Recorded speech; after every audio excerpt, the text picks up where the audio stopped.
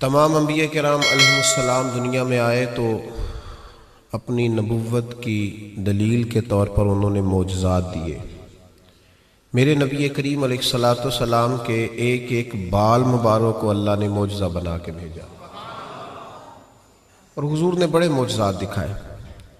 لیکن جب قریش مکہ نے، حضور کے اپنوں نے نبی پاک علیہ السلام سے آپ کی نبوت کی دلیل پوچھی تو اللہ کریم نے فرمایا، محبوب یہ جو تجھ سے پوچھ رہے ہیں نا کہ آپ نبی ہیں تو اس کی دلیل کیا ہے، تو فرمایا فقد لبثت فیکم عمرا من قبلہ، آپ ان سے فرمائیے کہ میں باہر سے نہیں آیا، میں تمہارے درمیان رہا ہوں، تمہارے بیچ میں نے اس سے پہلے عمر گزاری ہے۔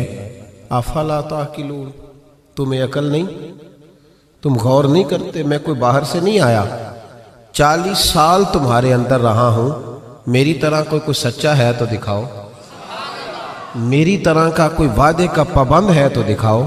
فقد لبثت فیکم عمرا من قبلہ، اس سے پہلے میں اپنی عمر تمہارے بیچ گزار چکا ہوں۔ افلا تعقلون، تمہیں عقل نہیں؟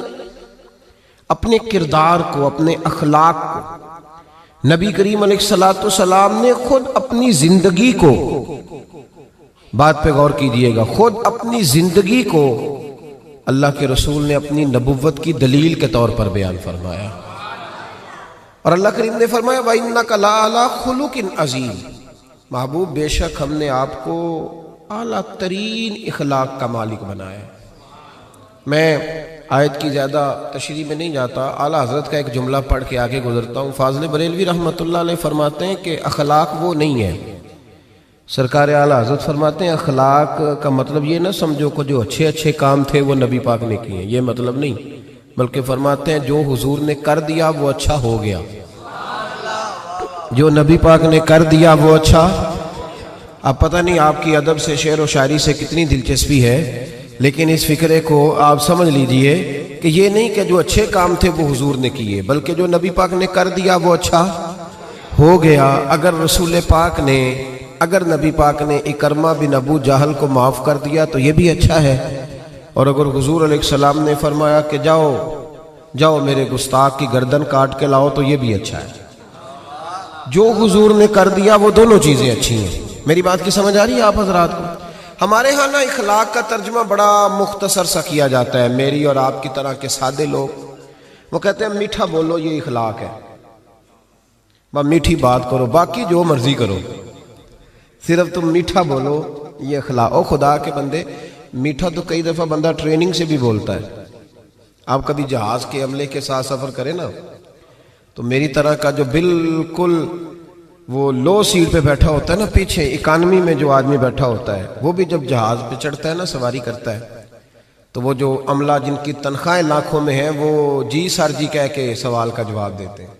آپ جتنا مرضی سخت بولیں لیکن وہ جہاز کا عملہ آپ کے ساتھ کوئی تلخ کلامی، اس کا مطلب یہ نہیں کہ وہ با اخلاق ہے، ان کی ڈیوٹی ہے کہ آپ نے سخت بات، چلیں یہ تو بات دور کی ہے، میں قریب کی مثال دیتا ہوں۔ آپ چلے جائیں یہاں سمندری میں کسی دکان سے کپڑا خریدنے، تو اچھا سیل مین کسی اچھے دکاندار نے رکھا ہونا، تو آپ اس کو کہیں کہ مجھے یار کپڑا چاہیے کوئی سردیوں والا اچھا سا دکھا کوئی، تو وہ ایک تھان کھول کے لائے گا، آپ کہیں گے نہیں وہ والا دکھا، وہ بھی دکھائے گا، پھر وہ نہیں یار تیرے پاس وہ ہے ہی نہیں جو مجھے چاہیے، وہ کہتا نہیں چاچا جی کھلو جو، کچھ پیچھے بھی ہیں میرے کول پہ، ہوتا ہے کہ نہیں ایسے؟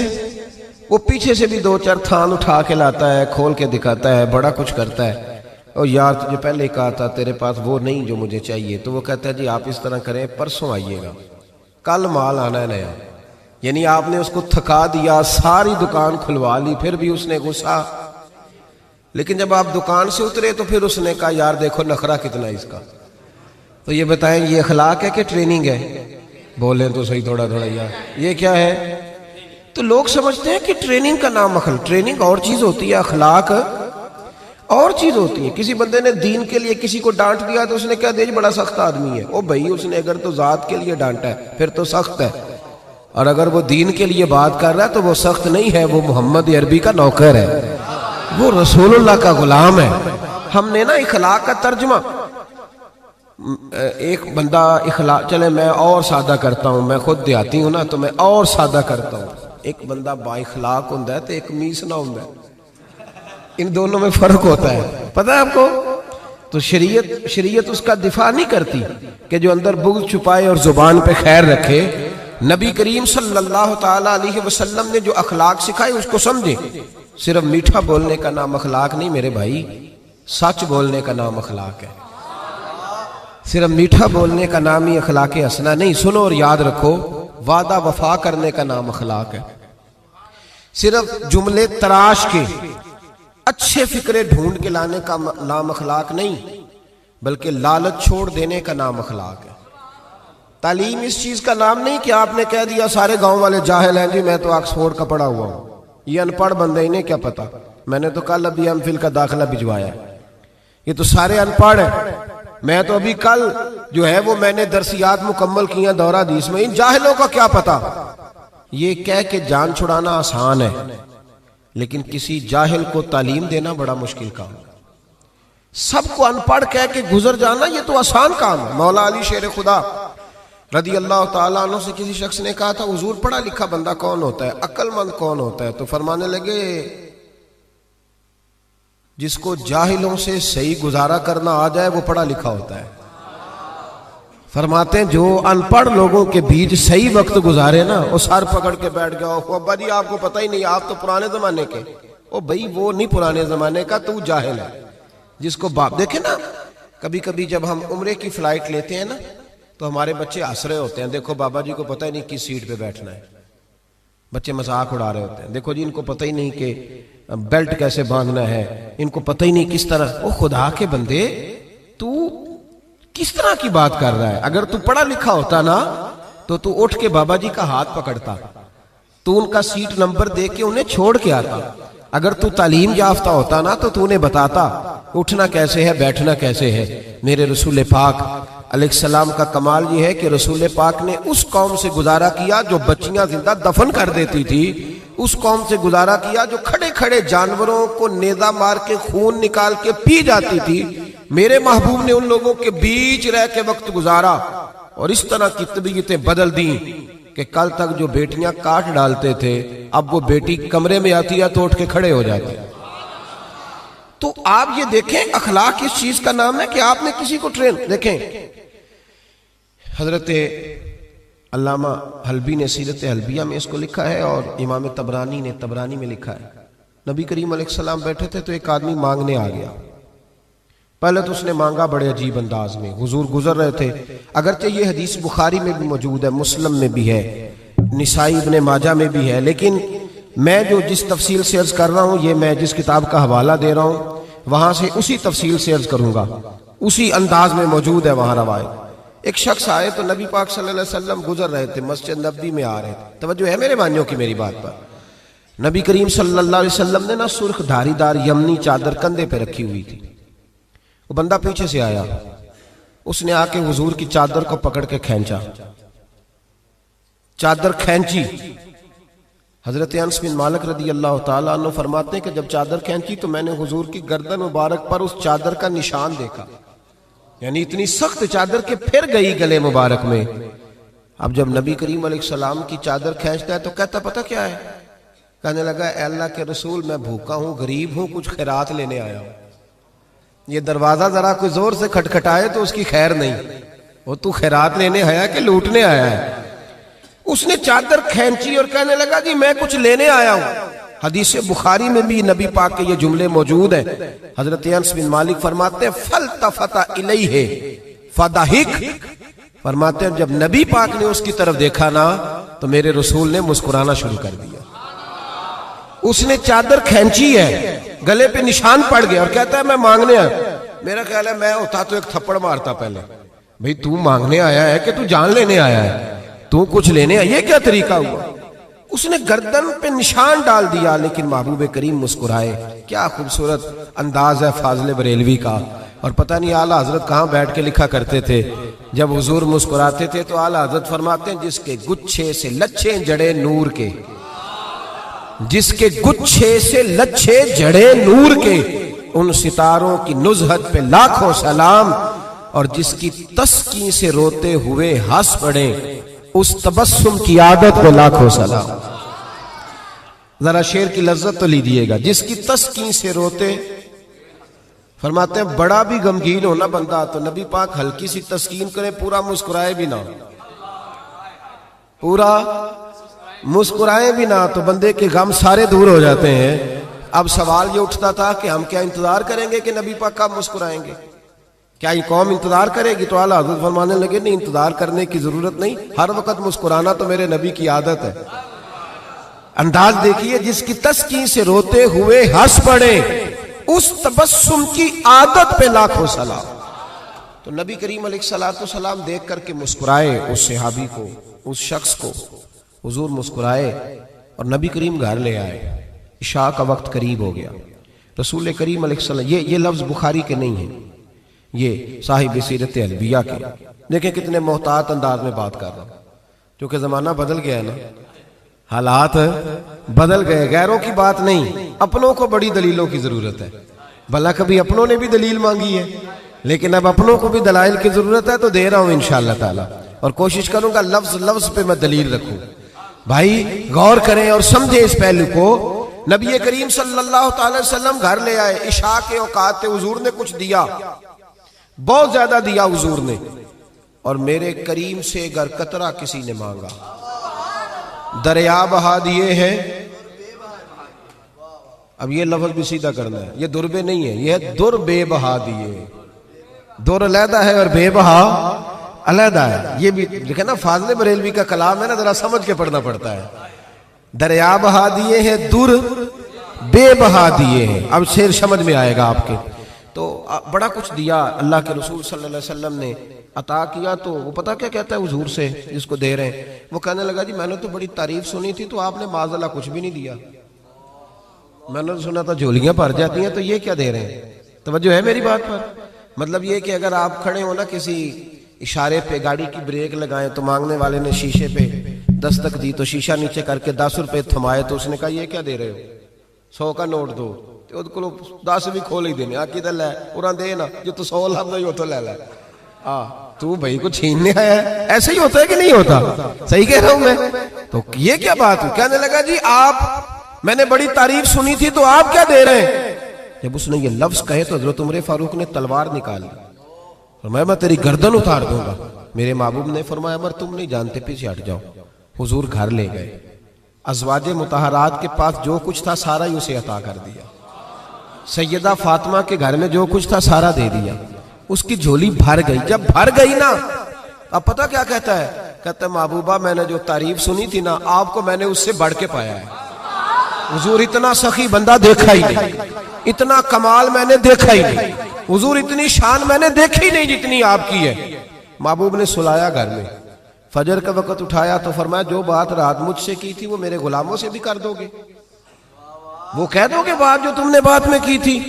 عرض کی حضور کر دوں گا. تو محبوب فرمانے لگے جب تم نے کہا نا میں کچھ نہیں دیتا، یہ لفظ ہیں طبرانی کے، جب تم نے کہا نا میں نہیں دیتا کچھ بھی، تو ان کے دل پریشان ہوئے تھے. جب تم کہو گے نا کہ نبی نے میری اوقات سے بڑھ کے دیا ہے تو ان کے کلیجے ٹھنڈے ہو جائیں گے. ان کے کلیجے، بڑی تکلیف ہوتی ہے جب لوگ، یار یہ کون سا دین تم لوگوں کو بتا رہے ہو کہ نبی دے کچھ نہیں سکتا؟ یہ کون سا دین ہے جس میں رسول کو دیوار کے پیچھے کا پتہ نہیں؟ یہ کون سا مذہب ہے؟ یہ کون سا دین ہے جس میں D P O R P او تو با اختیار ہو اور محمد اور علی اتنے بھی با اختیار نہ ہو؟ یہ کون سی تبلیغ کر رہے ہیں؟ اور مجھے بتاؤ کون سا رنگ قوم کو دے رہے ہیں؟ کون سا رنگ؟ تم یہ تو بتا رہے ہو کہ جو چیف آف آرمی سٹاف ہو اس کی بڑی طاقت ہوتی ہے، خبردار لوگ ڈرتے ہیں، اور کہہ رہے ہو نبی کے پاس قوت ہی کوئی نہیں ہوتی. اس سے تکلیف ہوتی ہے رسول اللہ کے غلاموں کو. اور یہ وہ رنگ ہے جس کو خود میرے نبی پاک نے بیان فرمایا ہے کہ انہیں تکلیف ہوتی ہے. صبح فجر کے وقت حضور اس صحابی کو لائے مسجد میں، اس غلام کو، ان پڑھ تھے، دیہاتی تھے، ابھی سمجھ نہیں تھی. حضور لائے تو فرمایا رات جو میرے ساتھ بات کی تھی ذرا میرے غلاموں کے ساتھ بھی کر دے. تو وہ صحابہ کو دیکھ کے کہنے لگے یار میں نے جتنی تعریف سنی تھی نا، رسول پاک کو بڑھ کے پایا ہے. کیا حضور کی سخاوت ہے کہ یہ تو تیز آندھی سے بھی زیادہ سخاوت کرنے والے. اب ذرا ایک بات پہ غور کریں جو میں آپ کو سمجھانا چاہتا ہوں. اب جب وہ صحابی یہ بات کہہ رہے تھے نا تو صحابہ خوش ہو رہے. اب سرکار دو عالم علیہ السلام نے ایک مثال بیان فرمائی، وہ سمجھ لینا میرے بھائی. حضور فرمانے لگے میرے غلاموں میری اور تمہاری مثال اس آدمی کی طرح ہے جس کی اونٹنی بھاگ گئی تھی. لوگ اس کو پکڑنے کے لیے دوڑ رہے تھے, اسے نیزے مار رہے تھے, قابو کرنا چاہتے تھے, اس کی ناک میں نکیل ڈالنا چاہتے تھے, لیکن وہ کسی کے قابو نہیں آ رہی تھی. فرمایا میری اور تمہاری مثال اس آدمی کی طرح جس کی اونٹنی بھاگ گئی, مالک موجود نہیں تھا, وہ بے قابو ہو گئی, پاگل ہو گئی, لوگ پکڑتے قابو نہیں آتی. کریم رسول فرمانے لگے پھر اس کا مالک آ گیا, پھر وہ مالک آ گیا, پھر اس نے کہا تم پیچھے ہٹ جاؤ, تمہیں نہیں پتا اونٹنی میری ہے تو طریقہ بھی مجھے ہی آتا ہے, مجھے سلیقہ آتا ہے سنبھالنے کا, چونکہ اونٹنی میری ہے. میرے حبیب کریم علیہ السلام فرمانے لگے اس نے تھوڑا سا چارہ اٹھایا, اپنی اونٹنی کو دکھایا, وہ اونٹنی دوڑتی ہوئی مالک کے پاس آئی. مالک نے اونٹنی کی پشت پہ ہاتھ بھی پھیرا, چارہ بھی کھلایا, اور پھر اس کے ناک میں نکیل ڈال دی, اور پھر اسے باندھ دیا. لوگوں سے کہنے لگا تم جاؤ, اونٹنی میری ہے تو طریقہ بھی مجھے ہی آتا ہے. میرے کریم رسول فرمانے لگے امت میری ہے تو سنبھالنے کا طریقہ بھی مجھے ہی آتا ہے, یہ مجھے آتا ہے طریقہ, اس کو سنبھالنا کیسے. رب حب لی امتی کہتے ہوئے پیدا ہوئے, حق نے فرمایا کہ بخشا الصلاۃ والسلام, مجھے طریقہ آتا ہے سنبھالنے کا.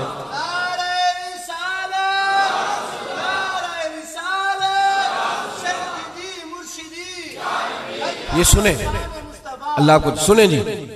اب رسول کریم علیہ السلام نے فرمایا بھائی اب دیکھیں نا, پڑھا لکھا بندہ تو وہ ہے جسے ان پڑھ سے گزارا کرنا آ جائے, پڑھا لکھا شخص تو وہ ہے جس کو پتہ چل جائے کہ یہ آدمی بھٹک گیا, اسے واپس کیسے لانا ہے. وہ گھائل نہ کرے, وہ لوگوں کو قائل کرے.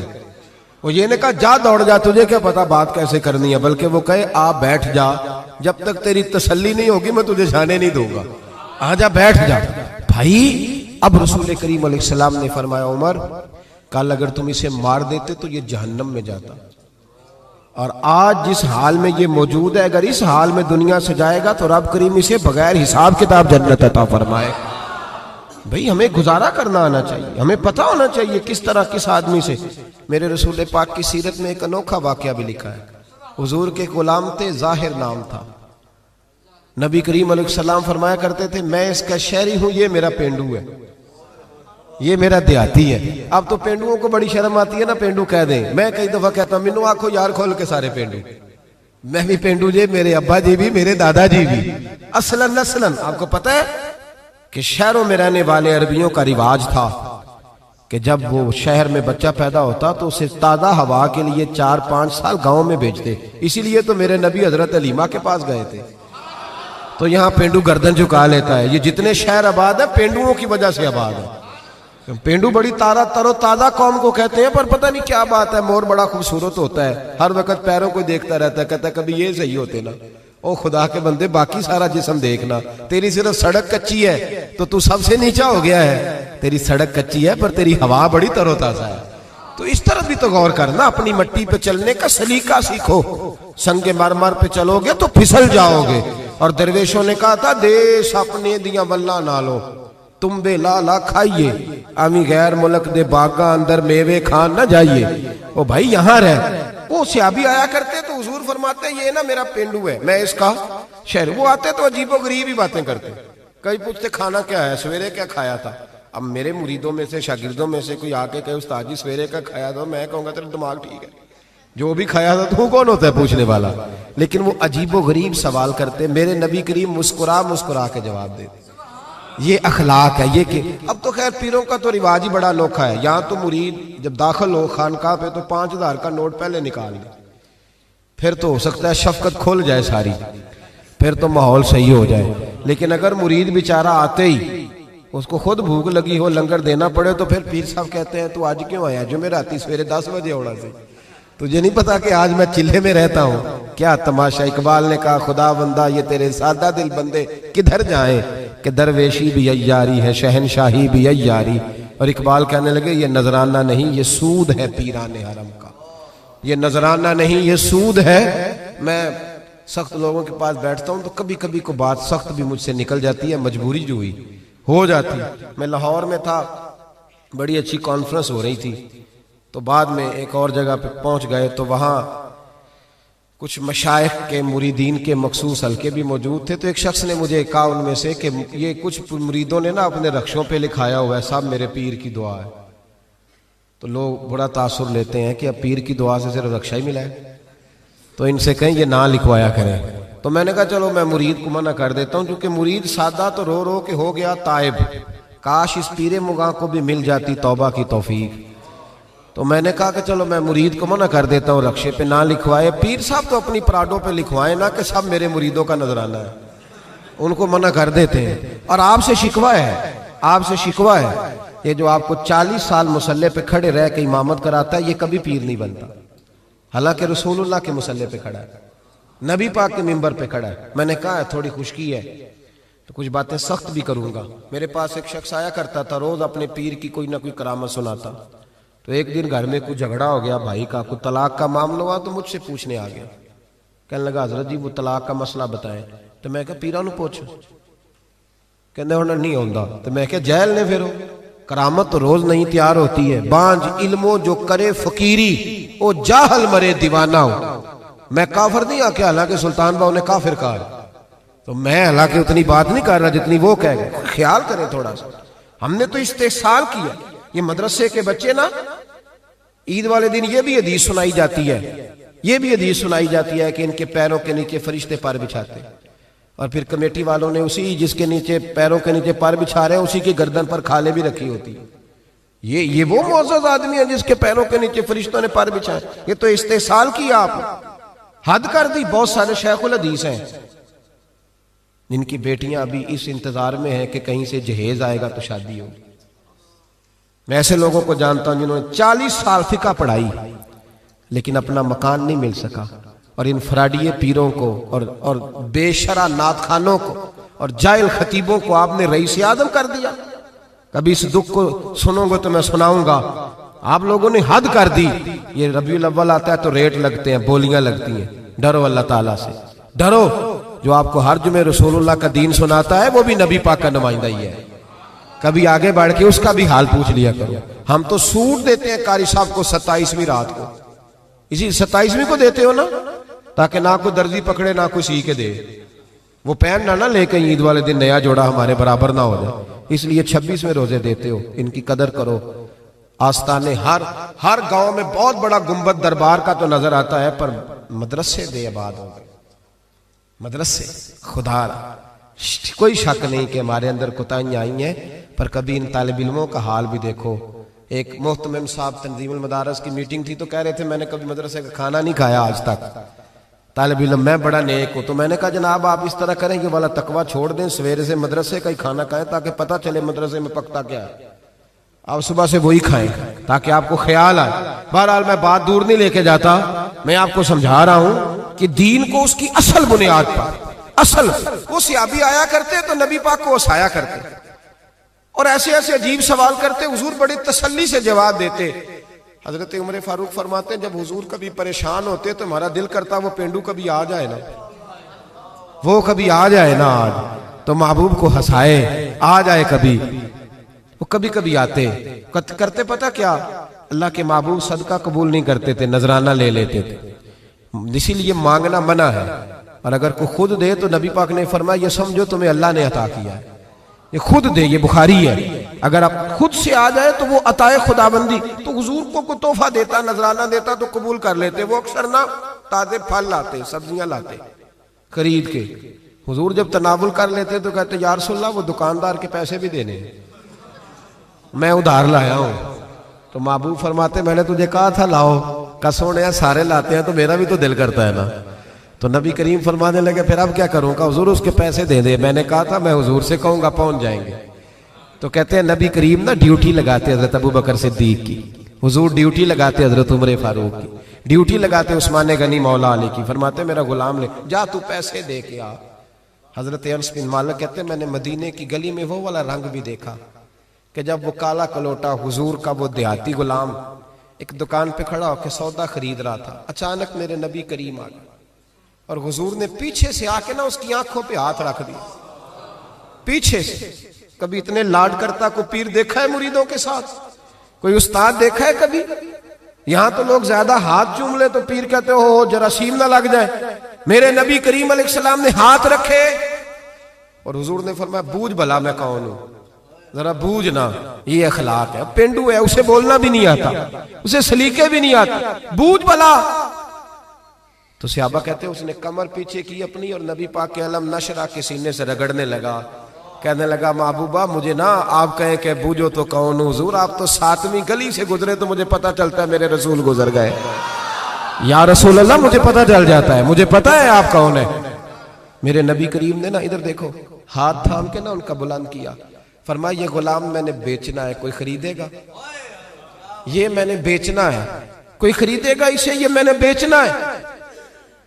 مسکرا رہے تھے سارے, صحابہ ہنس رہے تھے. جب کہا نا بیچنا ہے تو کالا کلوٹا ابشی غلام آنکھوں میں آنسو آ گئے, کہنے لگے سونیا مجھے نام بھی نہیں لکھنا آتا, یا رسول اللہ مجھے سائن نہیں کرنے آتے, دستخط نہیں کر سکتا, حضور دنیا کا کوئی کام نہیں آتا, رنگ بھی کالا ہے, برادری بھی کوئی نہیں, مجھے کون خریدے گا؟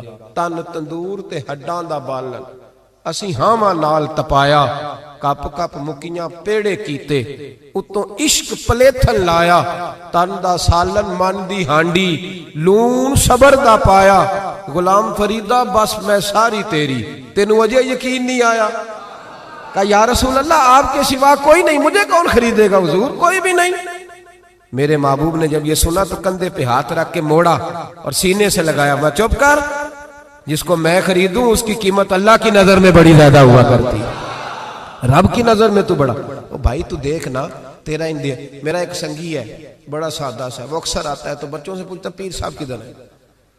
وہ کہتا کوئی نہیں, ٹھہر کے ملیں گے. کہتا نہیں کام بتاؤ, نہیں انہوں نے دسنا, میں تو نہیں دسنا. وہ اس جمعے بھی آیا تھا تو کچھ 26 کو تعویذ لے جا چکا ہے مجھ سے, جب لے کے جاتا ہے کہتا ہے گم ہو گیا حضرت جی, نیا دے دے. ایک دن چلا گیا تو موچی کے پاس, وہ اس کو کہا کوئی چمڑے کے اندر اس کو لگا دو, تو وہ مڑنے لگا تعویذ کو, تو وہیں بھول آیا, کسی اور کام نکل گیا, واپس آ گیا میرے پاس, کہتا ہے تعویذ ہوتے بھول گیا تسی نواں دے چھڈو.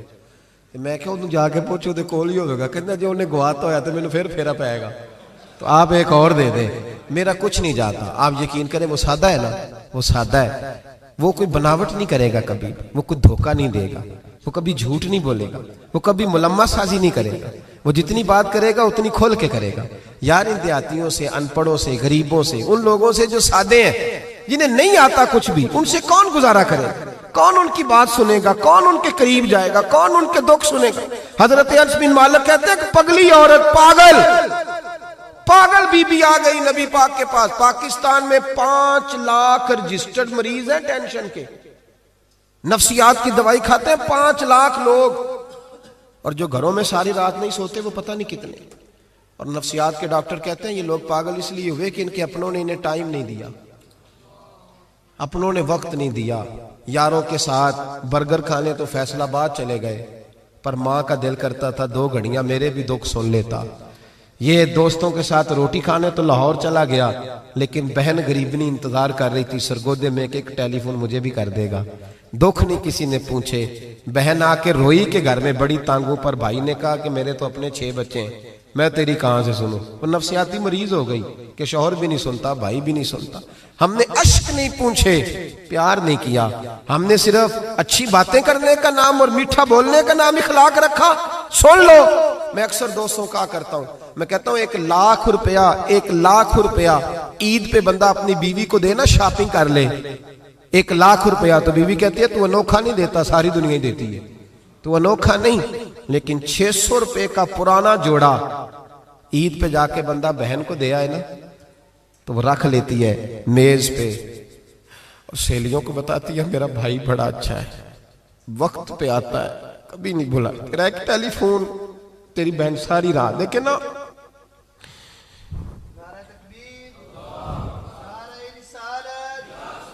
اسے یہ نا معاشرے میں بڑی ساری, حضرت شیمہ تھی نا نبی پاک کی رضائی ہمشیرہ, حضرت حلیمہ کی, تو ان کے سارا قبیلہ گرفتار ہو کے آیا تھا. وہ جب آئی ہیں نا نبی پاک کے پاس, تو حضرت ابو ہریرہ سے کہنے لگی حضور کو جا کے بس کان میں کہہ دو کہ حلیمہ کی بیٹی آئی. حضرت ابو ہریرہ کہتے ہیں حضور اتنی تیزی سے اٹھے کہ نبی پاک کی چادر بھی منبر پہ رہ گئی. پھر حضور گھر لے گئے, فرمایا فاطمہ اور عائشہ کو بلاؤ, میری بہن آئی ہے. میرے محبوب کریم نے فرمایا تو اگر کہے گی نا تو میں تیرے لیے مدینے میں مکان بنا دوں گا, تو یہیں رہ جا. کہنے لگی نہیں محبوبہ واپس جانا. تو حضور سے کہنے لگی میرا سارا قبیلہ گرفتار ہے، اسے چھوڑ دیں. حضرت ابو ہریرہ کہتے ہیں ہر کام حضور نے مشورے سے کیا، پر جب بہن نے کہا نا چھوڑ دے، اور میں کوئی مشورہ نہیں، جیسے تو کہے گی ویسے ہی ہو جائے گا، جیسے تو کہے گی ویسے ہی ہو جائے گا، جس طرح تو چاہے گی. کون اشک شوئی کرے گا، کون بات سنے گا، کون دکھ کسی کے. پگلی بی بی، پاگل عورت. دیکھے کبھی پاگلوں کو کوئی وقت دیتا؟ وہ پاگلوں کے پاس بیٹھا، میں بڑا مصروف آدمی ہوں، مجھے تو سیاںا بندہ ملنے آئے تو میں کہتا مختصر بات کرنا. ایک پگلی بی بی آئی، پاگل. حضرت انس کہتے ہیں آ کے کھڑی، کہنے یا رسول اللہ مجھے کام ہے. پاگل عورت. تو نبی کریم صلی اللہ تعالی علیہ وسلم نے کہا کیا کام ہے؟ تو اس کے محلے کے لوگ کھڑے ہو گئے، کہنے لگے حضور چھوڑیں گے تو دیوانی ہے، ایسی باتیں کرتی رہتی ہے. جناب انس بن مالک فرماتے ہیں حضور ناراض ہوئے، فرمایا تم سے بات کر رہی ہے کہ مجھ سے کر رہی ہے؟ کرنے تو باتیں، کیا بات ہے بتا. کہنے لگی حضور یہاں نہیں کرنی، میرے ساتھ آئے. نبی کریم اس کے پیچھے پیچھے چلنے لگے. جناب انس فرماتے ہیں کہ صحرا میں لے گئی، نبی پاک ریت پہ بیٹھ گئے، سامنے بیٹھ گئی. کہنے لگی حضور بچوں کو منع کریں، مجھے روڑے مارتے. فرمایا میں کہہ دوں گا، آپ نہیں کریں گے. حضور میرے گھر والے میری بات نہیں سنتے. فرمایا میں سمجھاؤں گا. یا رسول اللہ یہ پاگل کہہ کے چھیڑتے. حضور نے فرمایا کوئی نہیں کہے گا، میں منع کر دوں گا. حضرت انس کہتے ہیں دیر تک حضور کو ریت پہ حضور بیٹھے.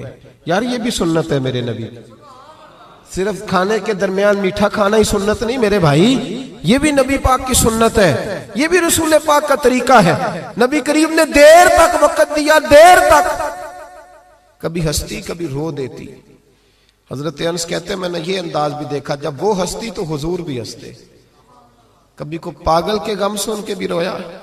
لیکن ایسا کوئی محبوب کہیں ہوگا نہ کہیں ہے، بیٹھا ہے چٹائی پہ مگر عرش نشیں ہے. میرے محبوب نے کھول کے باتیں سنی، کھول کے اپنی مرضی سے. کہنے لگی محبوبہ میں تھک گئی ہوں، اب آپ جائیں. حضور میں تھک گئی ہوں، آپ جائیں. نبی کریم اٹھے اور اٹھ کے فرمایا کسی کا خیال نہ کرنا، جب تیرا دل کرے دوبارہ آ جاتا. یار یہ حسن ہے، یہ وقار ہے کہ تو اشک شوئی کس طرح. میں نا ابھی انتظار کر رہا ہوں، میں ابھی انتظار کر رہا ہوں کہ ایم این اے آئے گا تو اس غریب کی مدد کرے گا. میں ابھی انتظار کر رہا ہوں کہ ایم پی آئے گا تو اس کی مدد کرے گا. میں ابھی انتظار کر رہا ہوں کہ بہت بڑا سیٹھ آئے گا تو مدد کرے گا. جب محلے کا اور گاؤں کا چودھری کسی غریب پہ ظلم کر رہا ہوتا ہے تو میں اپنے بچے کو کہہ رہا ہوتا تو نہ اس لڑائی میں جانا، ہمیں کیا لگے. تو کون پھر اس کا ہاتھ، ظلم پھر ختم کیسے ہوگا؟ پھر کیا طریقہ ہے ظلم ختم کرنے کا؟ جب کوئی ظالم کو ظالم کہنے کوئی تیار نہ ہو. وہ زمانہ جب نبی کریم صلی اللہ تعالی وسلم مکہ شریف میں اعلان نبوت فرمایا تھا تو سارا مکہ مخالف ہو گیا، سارا مکہ. ایک وقت عروج کا ہوتا ہے، ایک وقت ایسا ہوتا ہے جب غربت ہوتی ہے، ابتدا ہوتی ہے. اسلام پر غربت کا زمانہ. قبیلہ بنو آراش کا ایک شخص مکے آیا. وہ کہتا ہے میں چھوٹا سا تاجر تھا. میری باتوں کی سمجھ تو آ رہی ہے نا آپ حضرات کو؟ جو نہیں بول رہے انہیں بھی آ رہی ہے. اللہ تعالیٰ آپ کو جزا دے. بس ایک دو بات اور عرض کرنی ہے آپ حضرات. حضرت طارق بن عبداللہ رضی اللہ تعالیٰ عنہ اس کے راوی ہیں، فرماتے ہیں وہ بنو آراش کا رہنے والا شخص آیا. وہ کہتا میں چھوٹا سا تاجر تھا، بیوپاری تھا. میں گاؤں سے جانور اونٹ گھوڑے خریدا کرتا، مکے میں لا کے بیچتا، مدینے میں لے جا کے بیچتا، طائف میں. میں ایک دفعہ نا بڑے سرخ رنگ کے خوبصورت 2 اونٹ مکے لایا. میں مکے کے لوگوں کو زیادہ نہیں جانتا تھا، منڈی میں جو لوگ آتے جاتے تھے انہیں جانتا تھا، مال بیچ کے چلا جاتا تھا. آج میں مکے میں داخل ہوا تو ابو جال مجھے کہنے لگا یہاں ایک شخص نے دعویٰ نبوت کیا، اس کے قریب نہ جانا. میں نے کہا ٹھیک ہے نہیں جاؤں گا. میں نے اونٹ دکھائے تو ابو جال کو پسند آ گئے، سودا ہو گیا، اونٹ خرید لیے. وہ شخص کہتا ہے کہ اونٹ خرید کے نہ تو کہنے لگا فلاں محلے کی فلاں گلی کے فلاں کونے میں میرا گھر ہے، کل آ کے پیسے لے جانا. کہتے میں اگلے دن پیسے لینے گیا تو کہنے لگا آج نہیں میرے پاس، کل آنا. میں اگلے دن پھر گیا پیسے، کہنے لگا نہیں کل آنا. ہوٹل ہوتے نہیں تھے، مکے میں میرا رشتہ دار کوئی نہیں تھا، میں فٹ پاتھ پہ سوتا. جو چند کھجوریں اور سرکہ میرے پاس تھا وہ پہلے دن ہی ختم ہو گیا. انویسٹمنٹ بھی ساری وہیں لگی ہوئی تھی، گھر میں بچے بچیاں انتظار کر رہے تھے. میں بڑا مجبور ہوا، تھک گیا. تیسرے دن میں گیا تو میں نے کہا پیسے، کہنے لگا کل آنا. میں نے ذرا دبا کے بات کی. میں نے کہا یار میری کوئی پھپھو تو رہتی نہیں مکہ مکرمہ میں، غریب آدمی ہوں، میرے پیسے دے میں جاؤں. جب دبا کے بات کی تو کہنے لگا جا دوڑ جا، جہاں سے ملتے ہیں لے لے، بھاگ جا۔ یہ تاجر جب ڈوبتے ہیں نا تو معاذ اللہ تعالیٰ کچھ تو ایسے ہوتے ہیں جو خودکشی کر کے مر جاتے ہیں، اس لیے کہ بڑے لوگ ان کے ساتھ وابستہ ہوتے ہیں۔ جب کسی کی اصل راہ سے ڈوب جائے کہتے ہیں میں کانپنے لگا۔ میں نے پوچھا لوگوں سے کہ تمہارے چودھری سردار بڑے کہاں بیٹھتے ہیں؟ تو کہا وہ جو حرم مکہ کے ساتھ ٹولیاں بنا کے بیٹھے ہیں نا، وہ سارے ہمارے سردار ہی ہیں۔ کہتے ہیں میں وہاں گیا، ابو سفیان تھے، ابو لہب تھا، عتبہ، طیبہ، شیبہ، ابو البختری، اخنس بن شریک، سب بیٹھے۔ میں نے جا کے کہا یارو میں بنو عراش کا رہنے والا ہوں، چھوٹا سا تاجر ہوں، 2 اونٹ یہاں لا کے بیچ بیٹھا ہوں تو ایک شخص نے خریدے ہیں، وہ پیسے نہیں دیتا۔ کہتے ہیں عتبہ بولا یا ابو سفیان بولا، کون ہے جو تیرے پیسے کھا گیا؟ طاقت ہے کسی کی نام لے؟ تو کہتے ہیں میں نے کہا اس کا نام ابو جہل ہے۔ جب میں نے یہ کہا نا تو کہنے لگے اوہو وہ تو پیسے نہیں ملتے تیرے، وہ تو بڑا گنڈا ہے، تو بہت بڑے بدماش کے پاس لگ گئے، وہ تو نہیں پیسے ملنے لگے، کبھی نہیں ملتے۔ فرماتے اب میں کانپا، اب تو میری امیدیں ٹوٹنے لگیں، اب میرے آنسو چھلکنے لگے۔ تو ایک شخص نے نا مذاق کیا، ادھر دیکھیے گا میری طرف، مذاق کیا۔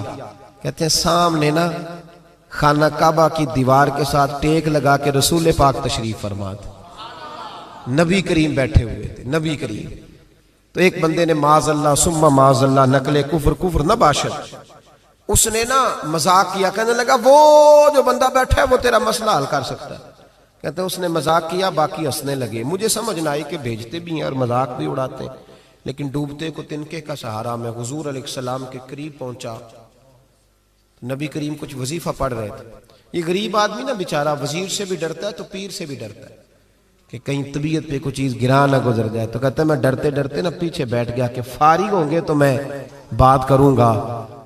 فرماتے میں ابھی پیچھے بیٹھا ہی تھا، پورا بیٹھا بھی نہیں تھا کہ میرے رسول پاک نے میری طرف توجہ فرمائی، رخ میری طرف پھیرا اور 2 جملے نبی پاک نے کہے تو مجھے یوں لگا جیسے پردیس میں مجھے ماں مل گئی ہو۔ 2 جملے، پہلا فقرہ حضور نے فرمایا پردیسی لگتے ہو، اور دوسرا فقرہ فرمایا پریشان لگتے ہو۔ فرماتے ہیں بات چھم چھم میرے آنسو گرے، چھم چھم۔ اور بھائی کوئی اپنا ملے تو رونے کا مزہ آتا ہے نا، کوئی دکھ پوچھے تو پھر بندہ آنسو گرائے نا، ہر ایک کو تو دکھ سنائے بھی نہیں جاتے۔ وہ شاعر اردو کا ہے، آپ کی سمجھ میں آ گیا تو بڑا اچھا ہے۔ اس نے کہا تھا کہ ہجوم غم میں بھی توہین ضبط غم نہ ہوئی، ہم اس احتیاط سے روئے کہ آنکھ نم نہ ہوئی۔ ہجوم غم میں بھی توہین ضبط غم نہ ہوئی، ہم اس احتیاط سے روئے کہ آنکھ نم نہ ہوئی۔ ہم روئے بھی ہیں پر ہم نے کوشش کی ہے کہ کوئی ہمارے آنسو نہ دیکھے، چھپ چھپا کے روئے۔ فرمانے لگے نبی رحمت صلی اللہ علیہ وسلم نے فرمایا پردیسی اور پریشان لگتے ہو۔ کہتے ہیں میں جب رویا نا تو کریم رسول نے کام بھی نہیں پوچھا، یہ بھی نہیں پوچھا مسئلہ کیا، مجھے تبکی دی۔ فرمایا چپ کر، روتا کیوں ہے؟ جیسے تو کہے گا ویسے ہی ہو جائے گا۔ کیا کہا بریلی کے امام نے؟ فرمانے لگے غم زدوں کو رضا مجدہ دیجئے کہ ہے، جاؤ اعلان کر دو، غم زدوں کو رضا مجدہ دیجئے کہ ہے، بے کسوں کا سہارا ہمارا نبی کریم نے فرمایا فکر نہ کر، جیسے تو کہے گا ہو جائے۔ کہتے حضور پہلے مجھے گھر لائے، سرکہ کھلایا، کھجوریں دی، دودھ پلایا، میں 2-3 دنوں کا بھوکا تھا، میں نے راج کے کھایا۔ کہتے ہیں جب میں سیر ہو گیا نا میری تسلی ہو گئی۔ اب حضور نے فرمایا بتا تیرا مسئلہ کیا ہے؟ سارا علاقہ کسی اور طرف ہے، شہر کسی اور طرف ہے، پر میرے نبی حق کے ساتھ ہے۔ حالات نہیں ہے اس وقت کہ حق کے ساتھ کھڑا ہوا جائے، پر حضور حق کے ساتھ ہے۔ میرے نبی کریم سید عالم صلی اللہ تعالی علیہ وآلہ وسلم نے فرمایا، کریم رسول فرمانے لگے کیا مسئلہ ہے؟ ابو جال پیسے نہیں دیتا۔ فرمایا اس نے کیوں نہیں دینے، دے گا پیسے، کیوں نہیں دینے پیسے؟ دیکھ کچھ لوگ شرافت کو بزدلی سمجھتے ہیں۔ وہ ایک درویش تھا تو کسی نے سخت بات کر دی تو کہنے لگا میرے ساتھ سخت بات نہ کر، اٹ سٹ تے پکھڑا کوار گندل، اسی اور بھی بوٹیاں جاننے ہیں۔ اٹ سٹ تے پکھڑا کوار گندل تے اسی، اور اس کا ترجمہ اقبال نے بھی کیا۔ اقبال کہنے لگے ہو ہلکا یارا تو بریشم کی طرح نرم، پر رزم حق و باطل ہو تو فولاد ہے مومن، رزم حق و باطل ہو تو اشداء علی الکفار رحماء بینہم، کافر پہ سخت اور آپس میں رحم دل، یہ اصول ہے مومن کا۔ نبی کریم نے فرمایا کیوں نہیں پیسے دینے؟ دے گا؟ ان الذین قالوا ربنا اللہ ثم استقاموا تتنزل علیہم الملائکہ، جو رب کا نام لے کے ڈٹ جائے اللہ اس کی مدد کے لیے فرشتوں کا نزول فرما دیا کرتا ہے۔ نبی کریم علیہ السلام ساتھ چلے آہستہ آہستہ، اور بھائی کونسلر رکا بھی لکھ دے تو اس کی مہربانی۔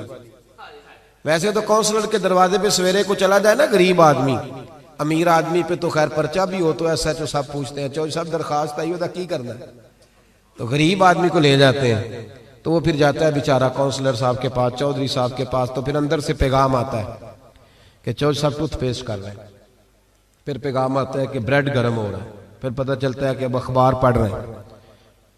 وہ غریب باہر بیٹھا ہے، پھر باہر آ کے پوچھتے ہیں گاڑی کرا کے لائے ہو؟ وہاں کیسے جانا ہے؟ وارث شاہ مان کری نہ وارثاں دا، رب بے وارثا کر کے مار دائی، بے پروائی ویک سجن دی جتھے کسے دی پیش نہ جاوے، انہیں تاجاں والے در در رولے، تاجاں والے در در رولے تے منگتے آ تخت بٹھاوے، وہ سجنا کسے نو کارا مل دائی، کوئی کعبے او خالی آوے، ڈھار اس کی بے نیازی سے۔ اور بڑے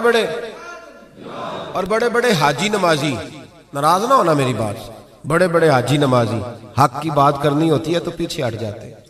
ایک بابا بلے شاہ صاحب کی بات نہ کر دوں درمیان میں، بابا صاحب نے بڑا شکوہ کیا، کہنے لگے حج بھی کیتی جاندے ہو تے لہو بھی پیتی جاندے ہو، حج بھی کیتی جاندے ہو تے لہو بھی پیتی جاندے ہو، کھو کے مال یتیماں دا تے بھیج مسیتی جاندے ہو، پھٹ دلاں دے سیندے نہیں تے ٹوپیاں سیتی جاندے ہو، نفس تے چھری پھیر دے نہیں تے دمبے کیتی جاندے ہو، فرض پلائی بیٹھے ہو تے نفلہ نیتی جاندے ہو، او دسو تے صحیح بلے شاہ نو ایک ہی کیتی جاندے ہو، او کچھ دسو تے صحیح بلے شاہ نو ایک ہی کیتی۔ نبی کریم صلی اللہ علیہ وسلم نے فرمایا دینے کیوں نہیں، ہم حق کے ساتھ، حضور ساتھ چلے۔ تو وہ شخص کہتے ہیں جب گلی میں حضور جا رہے تھے نا تو میرے دل میں خیال آ رہا تھا کہ وہ تو بڑا بدماش ہے اور حضور تو بولتے بھی دھیما دھیما ہے، وہ تو بڑا گنڈا ہے، اور میں 100 باتیں کرتا تو حضور ایک جواب دیتے، نیچی نظروں کی شرم و حیا پر درود، اونچی بینی کی رفعت پہ لاکھوں سلام۔ تو محبوب پاک کیسے بات کریں گے، وہ تو بڑا بے حیا ہے، لیکن کہتے ہیں سارے رستے حضور نے کوئی بات نہ کی، ککھ سواد نہیں مشری اندر، اسا کھنڈا بھی چک ڈٹھیاں، اینا ساریاں شیواں نالوں گلاں سجن دیاں مٹھیاں۔ کہتے ہیں نعرہ تکبیر، نعرہ رسالت، رسالت، رسالت۔ سنے جی، کہتے ہیں حضور جب اس کے دروازے تک پہنچے تو نبی پاک نے دستک دی، ابو جال دروازے پہ آیا، اور جب اس نے آ کے پوچھا نا کیا بات ہے کیوں آئے، تو کہتے ہیں پھر میں نے حضور کی نظروں کو اٹھتے ہوئے دیکھا۔ پھر اعلیٰ حضرت بولے، فرمانے لگے غضب سے ان کے خدا بچائے، غضب سے ان کے اللہ ہی بچائے جب حضور غضبناک ہو۔ فرمایا نظریں اٹھیں، اور نبی کریم فرمانے لگے تو غریبوں کا خون نچوڑ کر چودھری بننا چاہتا ہے؟ ان مسکینوں کی گردنیں جھکا کے غریب آدمی اب بول نہیں سکتا، انہیں برا کہہ کے چودھری بننا چاہتا ہے؟ یہ تیری سرداری ہے، یہ تیرا کمال ہے؟ اس پردیسی کے پیسے دبا گیا، لا پیسے اس کے۔ اس نے ہاتھ باندھ دیے، کہنا جی میں ہونی لے آیا جی، دوڑا گیا اندر سے۔ میرے رسول پاک کو اللہ نے رعب عطا فرمایا، نبی پاک فرماتے ہیں میں 1 مہینہ دور ہوتا ہوں تو دشمن میرا پھر بھی ڈر رہا ہوتا، یہ اللہ نے رعب دیا محبوب پاک۔ ابھی لایا جی، دوڑا گیا، گھر سے پیسے لایا، میرے کریم رسول نے نا وہ پیسے اس شخص کو تھمائے۔ ادھر سے ابو سفیان نے ایک جاسوس بھیجا تھا، جاؤ دیکھ کے آؤ ابو جال کیا کرتا ہے، وہ بھی چھپ کے دیکھ رہا تھا۔ نبی کریم ابو جال سے کہنے لگے تیری دوبارہ شکایت نہ آئے، کہنے لگا جی آئندہ احتیاط کروں گا۔ حضور نے پیسے اسے دیے، اب کسی شخص کی لوٹی ہوئی دولت مل جائے اور ڈوبے ہوئے خزانے نکل آئے تو کتنا راضی ہوتا ہے۔ حضور نے دیے تو خوش ہو گیا، دیکھو میرے محبوب کا کمال۔ یہاں کچھ لوگ نیکی کرتے ہیں تو پھر سواری بھی کرتے ہیں کہ اب روز میرا شکریہ ادا کر چونکہ میں نے نیکی کی ہے۔ محبوب فرمانے لگے تو اگر کہے تو میں جاؤں، خود بھیک دے خود ہی کہے منگتے کا بھلا ہو، تو کہے تو جاؤں، کہے تو جاؤں۔ بیچارہ رو پڑا، کہنے لگا محبوبہ اس شانوں والی ماں کا نام پوچھ سکتا ہوں جس کے گھر میں تیرے جیسا لال آیا ہے؟ اس عظمتوں والے باپ کا نام جس نے تیرے جیسا لال جنا؟ محبوبہ وہ شانوں والا قبیلہ جس میں آپ آئے، آپ کا نام؟ حضور نے فرمایا نام چھوڑ، تجھے تکلیف ہوگی، یہ لوگ تجھے پریشان کریں گے، تو بس یہ پیسے رکھ۔ حضور اگلی گلی میں گئے تو جاسوس کہنے لگا ان کے پیچھے نہ جانا، یہ معاذ اللہ جادوگر ہے، ساحر ہے۔ اس نے ہاتھ جھٹکا، کہنے لگا دفع ہو جا، تو بھی جھوٹ بولتا ہے اور تیرے سارے سردار بھی جھوٹ بولتے ہیں۔ اگر کائنات میں کوئی سچا ہے تو وہ محمد عربی کی ذات سچی ہے، یہ رسول کائنات، میرا اور آپ کا۔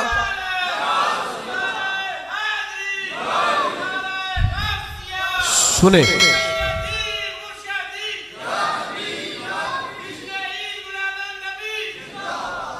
کچھ نہیں، جو بندہ کچھ نہیں نہ کر سکتا وہ کسی کو تسلی تو دے سکتا ہے کہ نہیں؟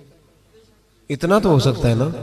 قرآن مجید نے کہا یا ایھا النبی انا ارسلناک شاہدا ومبشرا ونذیرا، میرے رسول پاک نا خوشخبریاں سنانے آئے، ڈر سنانے آئے۔ تھوڑا تھوڑا نا ایک دوسرے کا ہاتھ پکڑنا شروع کریں، چھوڑ دیں انتظار کرنا۔ مجھے بڑا اچھا لگا یہ لبیک فاؤنڈیشن جو ان دوستوں نے بنائی۔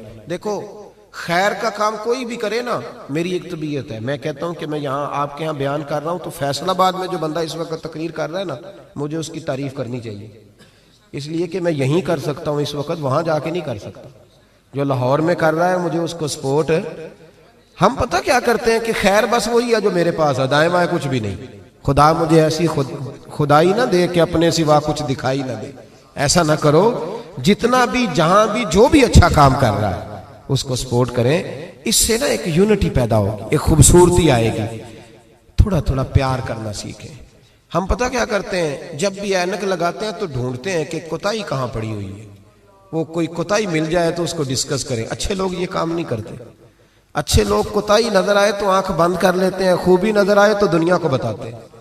یہاں علماء بیٹھے ہیں، آپ پوچھ لیجئے گا، شریعت کا مسئلہ ہے کہ جب کسی کو غسل دو نا، اگر کوئی اچھی چیز نظر آئے تو لوگوں کو بتاؤ، حکم ہے۔ پتہ ہے آپ کو، چہرہ جی کھل گیا تھا، میں نے دیکھا ہے، روشنی پھیل، یہ بتاؤ۔ لیکن اگر کوئی بری شے نظر آئے، کف لسان، چپ کر۔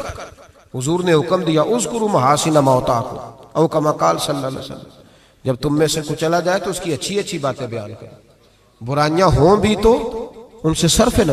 آج پتہ کیا ہو رہا ہے، ایک بندے میں 99 خوبیاں ہیں، ان کو کوئی نہیں بیان کر رہا، جو ایک خامی ہے نا وہ ہر بندے کو نظر آ رہی۔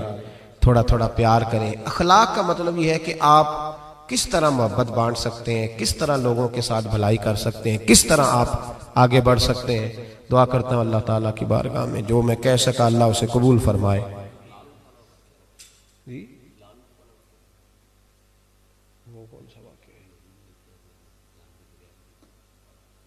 بات یہ ہے کہ بہت ساری باتیں ایسی ہیں، ابھی آتے آتے میرے کان میں بھی کچھ کہا جا رہا تھا، کیونکہ سوشل میڈیا نا جی، تو دوست جو ہیں وہ باتیں سنتے رہتے ہیں، کرتا رہتا ہوں میں۔ اللہ تبارک و تعالیٰ توفیق عطا فرمائے۔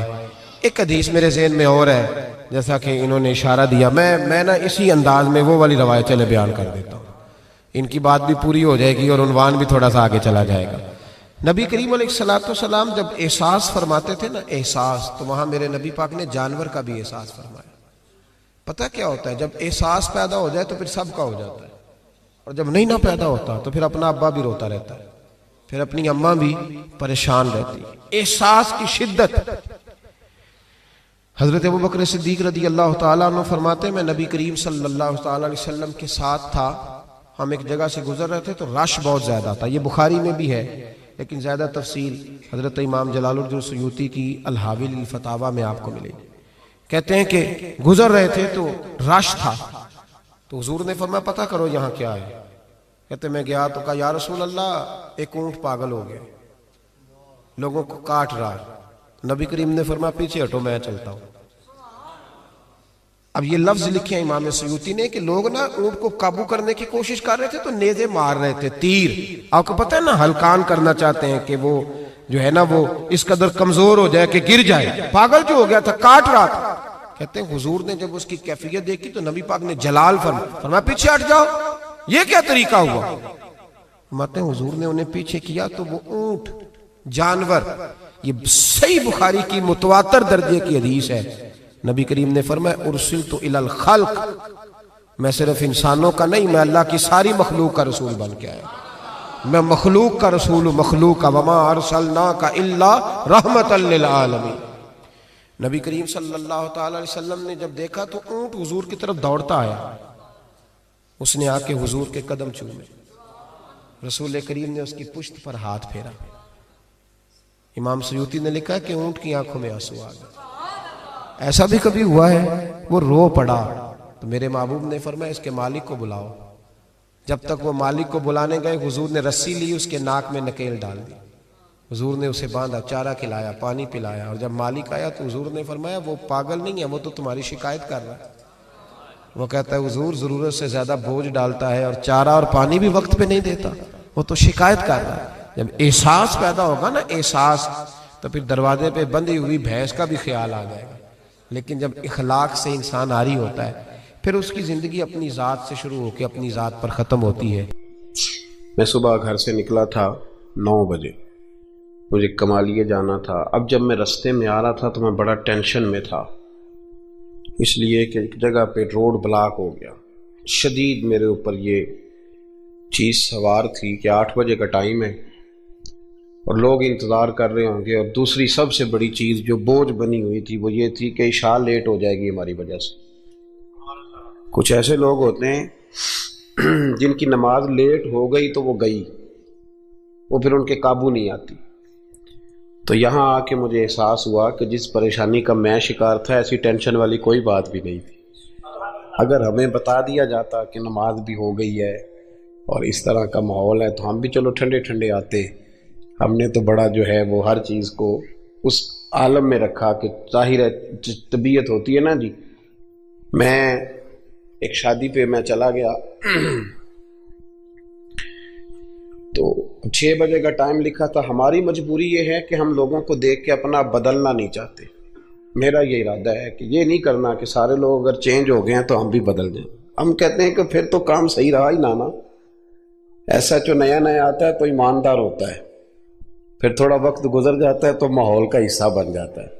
میں کہتا ہوں ایسا نہیں ہونا چاہیے۔ تو 6 بجے کا شادی پہ ٹائم لکھا تھا، میں 6 بجے پہنچ گیا کارڈ پہ۔ فکر لگی ہوتی ہے جب کہیں جانا ہوتا ہے۔ 6 بجے پہنچ گئے تو وہ گھر والے 9 بجے آئے جو میزبان تھے۔ تو میں نے ان سے کہا کہ یار یہاں تو تم کارڈ الٹا پڑھتے رہے ہو یا میں الٹا پڑھتا رہا ہوں۔ وہ 9 تھا تو یا میں غلط پڑھتا رہا ہوں یا تم غلط پڑھتے رہے ہو۔ وقت، میں ایک وکیل کا مضمون پڑھ رہا تھا اخبار میں، وہ کہتا ہے کہ میں رات کو نا علامہ احمد سعید کاظمی رحمۃ اللہ علیہ فجر کے بعد درس دیتے تھے یا مغرب کے بعد، تو میں پابندی سے ان کا درس سنتا تھا۔ یہ فکری بات ہے، اس کو غور سے سنیے گا، بالخصوص منتظمین اور میرے ساتھی جو مساجد کی خدمت کرنے والے۔ کہتے میں کاظمی صاحب کا درس سننے جاتا تھا۔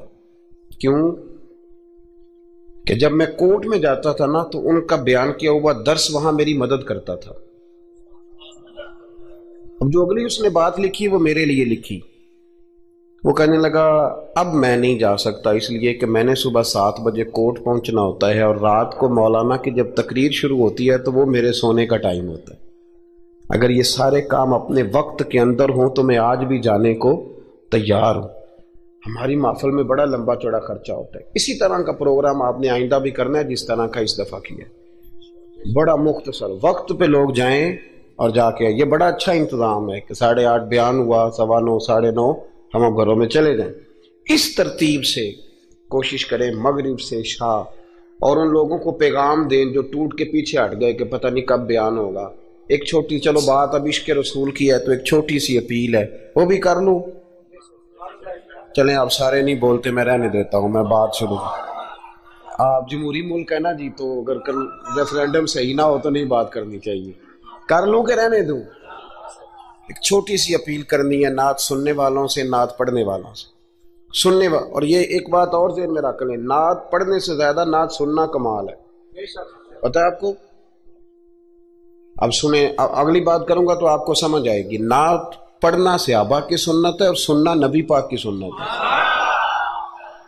بڑا کمال کیا ہوا، سننا، سمجھ آ رہی ہے بات کی؟ نعت کا نا کلام منتخب، اعلیٰ حضرت کی ساری نعتیں سن لی ہیں آپ نے؟ نہیں نہ سنی آج تک ساری؟ مولانا حسن رضا خان کی، اقبال کی، پیر مہر علی شاہ صاحب کی، حضرت بیدم شاہ بارسی کی۔ پہلے بزرگوں کا کلام سن لیں، اس کے بعد نیچے آئیں گے تاکہ ہم پہ اعتراض ہی کوئی نہ کرے۔ یہ نعت خانوں سے بھی اپیل کریں، خود بھی ذوق بنائیں، یہ تھوڑا سا نکلیں۔ بعض کلام ایسے ہیں کہ مطلب وہ نہیں، طبیعت نہیں مانتی داد دینے کو، دل نہیں مانتا، وہ محسوس ہوتا ہے کہ یہ بات درست۔ میری بات کی سمجھ آ رہی ہے؟ میں گجرات میں تھا تو ایک نعت خواں مجھے کہنے لگا تو صاحب آج میں تمہیں نواں کلام سنانا ہے۔ میں کہ میرے نال نیکی کری، مینوں کو پرانا ہی سنائی۔ جڑے نویں کلام نے نا، اور بڑی اچھی آواز ہے۔ ابھی جو دونوں حضرات نے نعت پڑھی بڑی خوبصورت آوازیں تھیں۔ بس آپ نے اور میں نے مل کے، یہ سارے ہمارے اپنے لوگ ہیں، کاٹنا نہیں لوگوں کو، بس جہاں غلطیاں ہیں ان کو صحیح کر لینا ہے، کاٹنا نہیں۔ ہم حضرات نے سب نے مل کے ان محافل کے ماحول کو اتنا ستھرا بنا دینا ہے کہ ہمارا ایک جلسہ نہ ہو بلکہ بڑا زبردست سیمینار بن جائے اور بڑے سارے لوگوں کی اس میں اصلاح ہو۔ اللہ ہمیں سمجھنے کی توفیق عطا فرمائے۔ محبت رسول کیوں اتنی ضروری ہے صلی اللہ علیہ وسلم؟ آپ لوگوں نے عشق رسول کانفرنس نام رکھا ہے اس خوبصورت اجتماع کا۔ قرآن پاک نے ہمارا نبی پاک علیہ السلام کے ساتھ جو رشتہ بیان کیا ہے وہ رشتہ بڑا خوب ہے۔ کہا ان نبی اولا بالمؤمنین من انفسہم، فرمایا یہ نبی مومنوں کے جانوں سے بھی زیادہ قریب ہے۔ ہم بڑا عام لفظ بولتے ہیں کہ فلاں چیز میرے دل کے بڑی قریب ہے، میری سوچ کے بڑی۔ جو لوگ دل کے قریب ہوتے ہیں ان کے پاس اٹھنے بیٹھنے کو دل کرتا ہے۔ تو اللہ کریم نے قرآن پاک میں فرمایا کہ یہ پیغمبر صلی اللہ علیہ وسلم تمہاری جانوں سے بھی تمہارے قریب ہے، اور حضور نے وضاحت کر دی، نبی پاک نے وضاحت کر دی۔ حضور نے فرمایا لا یؤمن احدکم حتی اکون احب الیہ من والدہ وولدہ والناس اجمعین، او کما قال نبی صلی اللہ علیہ وسلم۔ فرمایا تم میں سے کوئی اتنی دیر تک مومن ہو ہی نہیں سکتا جب تک ہر چیز سے بڑھ کر مجھ سے پیار نہ کرے۔ ایک مثال دے لوں، بات آسان ہو جائے گی۔ جس گھر کے اندر پیسہ بے شمار ہو، دولت بے شمار ہو، مکان ایک نہیں چار ہو، اور دنیا کی ساری آسانیاں گھر میں موجود ہوں، سارے دوست میری بات پہ توجہ کرنا، ہر شے ہو، بینک بیلنس بھی ٹھیک ٹھاک ہو، بچوں کا فیوچر سیف ہو، لیکن گھر کے اندر میاں بیوی کی صلح نہ ہو، بچے کہتے ہیں گھر میں ہر چیز ہے پر امی اور ابا کا جھگڑا ہر وقت جاری رہتا ہے، وہ گھر صحیح چلتا ہے؟ آپ نے بولنا اس لیے نہیں کہ یہ باتیں لوگ، یہ گھر کے اندر کی باتیں ہیں نا۔ حالانکہ پاکستان کا تجزیہ یہ ہے کہ 95% میاں بیوی کے حالات ٹھیک نہیں پاکستان، یہ سرکاری اعداد و شمار ہے۔ 95% گھروں میں اختلاف رائے۔ یہ بات ذہن میں بٹھا لیں کہ میاں بیوی کا اگر اتفاق نہیں نہ ہوتا تو وہ کہیں کہ گھر میں کوئی بھی خوشی رہے گی تو یہ ممکن ہی نہیں، یہ سوال ہی نہیں پیدا ہوتا۔ 6 بچے ہوتے ہیں اور شادی کو 24 سال گزر جاتے ہیں پھر بھی طلاق ہو جاتی ہے، اس لیے کہ میاں بیوی کے لیے سب سے ضروری چیز آپس کی محبت ہے۔ اور یار کیا خوبصورت انداز ہے میرے رسول پاک علیہ السلام کا، جتنی شاندار طبیعت حضور نے مولا علی شیر خدا کی تھی اتنی کوئی کر سکتا ہے؟ اور جتنی اعلیٰ ترین تربیت اور حسن سیدہ فاطمہ کو اللہ نے دیا کسی اور کو مل سکتا ہے؟ لیکن میرے نبی پاک علیہ السلام نے ان کی شادی کے بعد ان کو اکٹھے بٹھا کے ان کے سر آپس میں جوڑ کے ہاتھ اٹھا کے دعا کی تھی کہ اے اللہ ان کے درمیان محبت پیدا فرما دے۔ میاں بیوی کے درمیان جو سب سے اہم چیز ہے وہ محبت ہے۔ بچے کہتے ہیں ہم کدھر جائیں، ابا کی سنیں کہ اماں کی سنیں؟ اور اکثر گھروں میں بچوں کی تربیت رک جاتی ہے اس لیے کہ میاں بیوی کا سلوک نہیں ہوتا، تباہی اتر جاتی۔ گھر کے اندر ہر شے ہے پر ان کا پیار نہیں۔ پتہ یہ چلا کہ گھر میں محبت نہ ہو تو گھر نہیں چلتا۔ اگر محبت کے بغیر ایک گھر نہیں چل سکتا تو محبت مصطفیٰ کے بغیر دین کیسے چلے گا؟ گھر نہیں چلتا میرے بھائی، ٹوٹ جاتا ہے، بکھر جاتا ہے۔ سارا کچھ ہونے کے باوجود میں نے مردوں کو روتے ہوئے دیکھا ہے، عورتیں تو روتی ہیں، میں نے مردوں کو روتے ہوئے دیکھا ہے کہ کیا کروں 4 بچے ہیں پر اس کو نہیں سمجھ آتی، وہ پاگل ہے، مہربانی کریں وہ سیانی ہو جائے، میں بچوں کے لیے پریشان ہوں، کدھر کیا کروں؟ یعنی عورت اگر وفادار اور پیار کرنے والی نہ ہو تو مرد کو آنسو نکل آتے ہیں کہ یہ سیانی ہوتی تو میرا گھر بن جاتا۔ او بھائیو، پیار بڑا ہی ضروری ہے، یہ محبت بڑی ضروری ہے، اس کے بغیر نہیں نظام چلتا۔ محبت ہو جاتی ہے نا، چلیں ایک واقعہ سناتا ہوں آپ کو، بات زیادہ مضبوط ہو جائے گی۔ داتا گنج بخش علی حجویری داتا صاحب نے لکھا ہے، یہ آج کل کا جو جدید نوجوان طبقہ ہے وہ ذرا بات جلدی سمجھ جائے گا۔ داتا صاحب رحمۃ اللہ لکھا ہے، حضرت عبداللہ بن مبارک رحمۃ اللہ علیہ سے کسی نے کہا کہ آپ بڑے زبردست محدث ہیں اور اتنی وارفتگی والے صوفی کم ملتے ہیں جتنے آپ ہیں، وجہ کیا ہے؟ تو حضرت عبداللہ بن مبارک فرمانے لگے، مجھے نہ توبہ کرنے سے پہلے ایک عورت سے عشق ہو گیا تھا، عورت سے۔ بڑی توجہ سے بات سمجھنا۔ آپ فرماتے ہیں میرا گھرانہ نمازی تھا، یہ داتا صاحب نے لکھا ہے کشف الماجوب میں۔ حضرت عبداللہ بن مبارک فرماتے ہیں کہ جس عورت سے مجھے عشق ہو گیا نا، اس کے محلے میں جا کے میں عشاء کی نماز پڑھتا تھا، اور پھر ساری رات میں اس کے گھر کے گرد رہتا تھا۔ وہ آدھی رات کو تھوڑی دیر کے لیے چھت پہ آتی تھی، دو ایک باتیں ہوتی تھی، میں لوٹ آتا تھا۔ فرماتے ایک رات میں نے عشاء کی نماز اس کے محلے میں جا کے پڑھی۔ قاری صاحب نے نا کچھ آیات لمبی پڑھا دی تو مجھے غصہ آیا۔ کہہ دیتے نا لوگ مولویوں تے کام کو نہیں، سانو تے اور بھی ہیں، تو کہتے ہیں کہ نماز لمبی پڑھا دی تو مجھے غصہ آیا کہ جلدی پڑھاؤ۔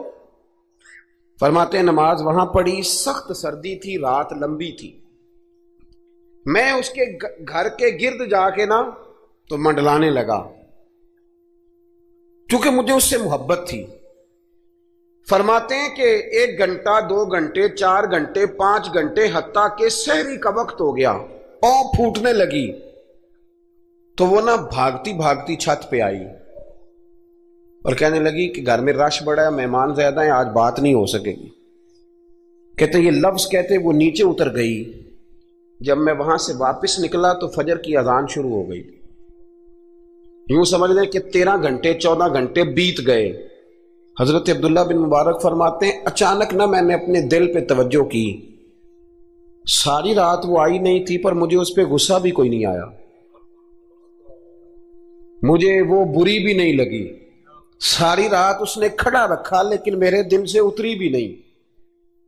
کوئی نہیں سمجھ آئی آپ کو میری بات؟ فرماتے ہیں کہ پھر میں نے اپنے دل پہ توجہ کی تو مجھے سمجھ آئی کہ مجھے اس سے کھرا پیار ہے، سچا پیار ہے۔ یعنی اس نے آدھا جملہ کہا کہ میں مجبور ہوں، تو میں نے اس سے مزید نہ قسم اٹھوائی نہ گواہ مانگے، میں اس کی وہ مجبوری بھی فوراً ہی مان گیا۔ تو جناب عبداللہ بن مبارک فرماتے ہیں کہ جب میں نے وضو کر کے مسجد میں جا کے 2 سنتیں پڑھی نا تو میرے اندر سے آواز آئی، عبداللہ اگر ایک بی بی کے لیے تو ساری رات کھڑا رہ سکتا ہے اور اس کی سخت بات، سخت انتظار بھی تجھے غصہ نہیں دلاتا، اگر عورت کے عشق میں سارا کچھ ہو سکتا ہے تو رب رسول کے عشق میں بھی ہو سکتا ہے۔ پھر ان کی بتائی ہوئی تراویحاں تجھے غصہ نہیں دلائیں گی، پھر ان کا کہا ہوا روزہ تجھے غصہ، پھر تو یہ نہیں کہے گا کہ بڑا مشکل کام میں جی گرمیاں دے روزے نے، پھر تیری زبان سے کوئی لفظ، اس لیے کہ محبوب پر غصہ۔ تو کسی اردو کے شاعر نے کہا تھا کہ اس نے کہا تھا عشق ایک ڈھونگ ہے، تو میں نے کہا تجھے عشق ہو خدا کرے، پھر کوئی تجھے اس سے جدا کرے، پھر تو اسے تسبیحوں پہ پڑھا کرے، پھر تو گلی گلی پھرا کرے، پھر تو اسی کا نام جپا کرے، پھر میں کہوں کہ عشق ایک ڈھونگ ہے اور تو نہیں کہا کرے۔ ایک صاحب نے مجھے ایک دفعہ فون کیا، ہمارے سنگی ہیں، وکیل ہیں، بیوی ان کی پروفیسر ہیں، کہنے لگے جی آپ کے ایک بزرگ نے کہا ہے کہ صحابہ نبی پاک صلی اللہ علیہ وسلم کا بول مبارک، پیشاب مبارک پی جاتے تھے۔ لوگوں کو بڑی جلدی ٹینشن ہونے لگ جاتی ہے ان چیزوں کی، بڑی جلدی۔ اس رستے کے مسافر نہیں نہ ہوتے، اس رستے کے مسافر نہیں۔ انہوں نے کہا جی کہ صحابہ حضور کا لعاب دہن اپنے چہرے پہ مال لیتے تھے، ناک سے رینٹھ نکالتے تھے تو مال لیتے تھے، یہ کیسے ہو سکتا ہے؟ میں نے ان سے کہا کہ تمہاری عقل میں بات نہیں آئے گی، تمہارا شعبہ نہیں نا، تمہارا یہ شعبہ۔ کہنے لگے آپ سمجھا دیں۔ تو میں نے کہا بھائی سنو، آپ کی بیوی امیر خاندان سے ہے، ہماری بچیاں جو پڑھی لکھی ہوتی ہیں نا امیر خاندان سے ہوتی ہیں، یہ جب کسی کے گھر جاتی ہیں نا تو ان کا بچہ پیشاب کر دے تو انہیں بڑی بدبو آتی ہے، اور اگر وہ کہہ کر دے تو یہ بھی کہہ کرنے لگ جاتی ہیں. ہوتا ہے کہ نہیں ہوتا؟ اور گھر آ کے کہتی ہیں وہ بڑے جاہل ہیں، صفائی نہیں کرتے، بچے نے ادھر ہی پیشاب کیا ہوا تھا، میں تو جو کھا کے گئی تھی وہ بھی باہر آ گیا. کہنے لگے جی بالکل یہ بھی ایسے ہی کرتی تھی. تو میں نے کہا جب اس بچی کا جو بڑا ناک چڑھاتی ہے، جب اس کی اپنی شادی ہو جائے، اپنا بچہ ہو جائے اور بچہ بالوں میں پیشاب کرے، پھر بھی کہہ آتی ہے. کیوں؟ اس لیے کہ اپنا بچہ ہے. اور میں نے کہا میاں فرق اتنا ہے کہ صحابہ کا اپنا نبی تھا. یہ جب محبت ہو جاتی ہے نا تو پھر گھن نہیں آتی پھر کوئی. اور پھر مصطفیٰ کریم کا بول مبارک تو اللہ نے ویسے ہی پاک فرمایا ہے. تو میں نے کہا یہ باتیں اتنی دیر ہوتی ہیں جتنی دیر تک بچہ غیر کا ہوتا ہے. جب بچہ اپنا ہوتا ہے تو پھر یہ گفتگو. جب تک بچہ غیر کا تھا، آواز کم کریں گی تھوڑی، جب تک بچہ غیر کا تھا اس وقت تک کہہ بھی آ رہی تھی، بدبو بھی آ رہی تھی، گھن بھی آ رہی تھی. اور پھر بچے نے الٹی کر دی، اماں کے کپڑوں پہ کر دی، اس کے گود میں کر دی، لیکن پھر اماں کو کوئی تکلیف کیوں؟ اب کیا ہوا ہے؟ اب اس سے پیار ہو گیا، اب اس سے محبت ہو گئی. پھر بڑے بڑے سردار، یہ بخاری مسلم ہے، عروہ بن مسعود ثقفی ابھی غیر مسلم تھے، جب حدیبیہ کے مقام پہ آئے تو واپس جا کے انہوں نے پیغام مسلمانوں کو نہیں دیا، عالم کفر کو دیا. عالم کفر کو جا کے کہنے لگے کافرو، مسلمانوں سے کبھی جنگ نہ کرنا. کہا کیوں؟ کہنے لگے میں حدیبیہ میں دیکھ کے آیا ہوں، اور میں کوئی بیوقوف آدمی نہیں، نادان نہیں کہ دیکھ کے آیا ہوں تو مطمئن ہو گیا ہوں. میں نے بڑے بڑے بادشاہ دیکھے ہوئے، میں سفیر ہوں، میں نے دنیا دیکھی ہے، لیکن جو تعظیم مصطفیٰ کریم کے غلام ان کی کرتے ہیں وہ میں نے کسی کو کرتے نہیں دیکھا. وہ میں نے نہیں دیکھا. کہا کیا دیکھ آئے ہو؟ یہاں تو ہمارے یہاں درود و سلام پڑھنے والے بھی غریب غریب لوگ رہ گئے. سنیں جی، آپ باتیں نہ کریں، بڑی مہربانی میری بات سنیں. ہمارے یہاں تو میلاد کے جھنڈے اٹھانے والے بھی غریب غریب لوگ رہ گئے. ناراض تو نہیں ہو گئے آپ حضرات؟ جلسے میں آنے والے بھی غریب لوگ، جلسہ کرانے والے بھی غریب لوگ. تگڑے لوگ بھی جلسہ کراتے ہیں پر کسی MNA کا، وہ بھی جھنڈا لگاتے ہیں پجاروں پر کسی سیاسی جماعت کا. اپنے اپنے نصیب ہے نا. ساری زندگی جھوٹوں کے نعرے مارتے ہیں، سچے رسول کا نعرہ اللہ نے ہمیں عطا فرمایا ہے.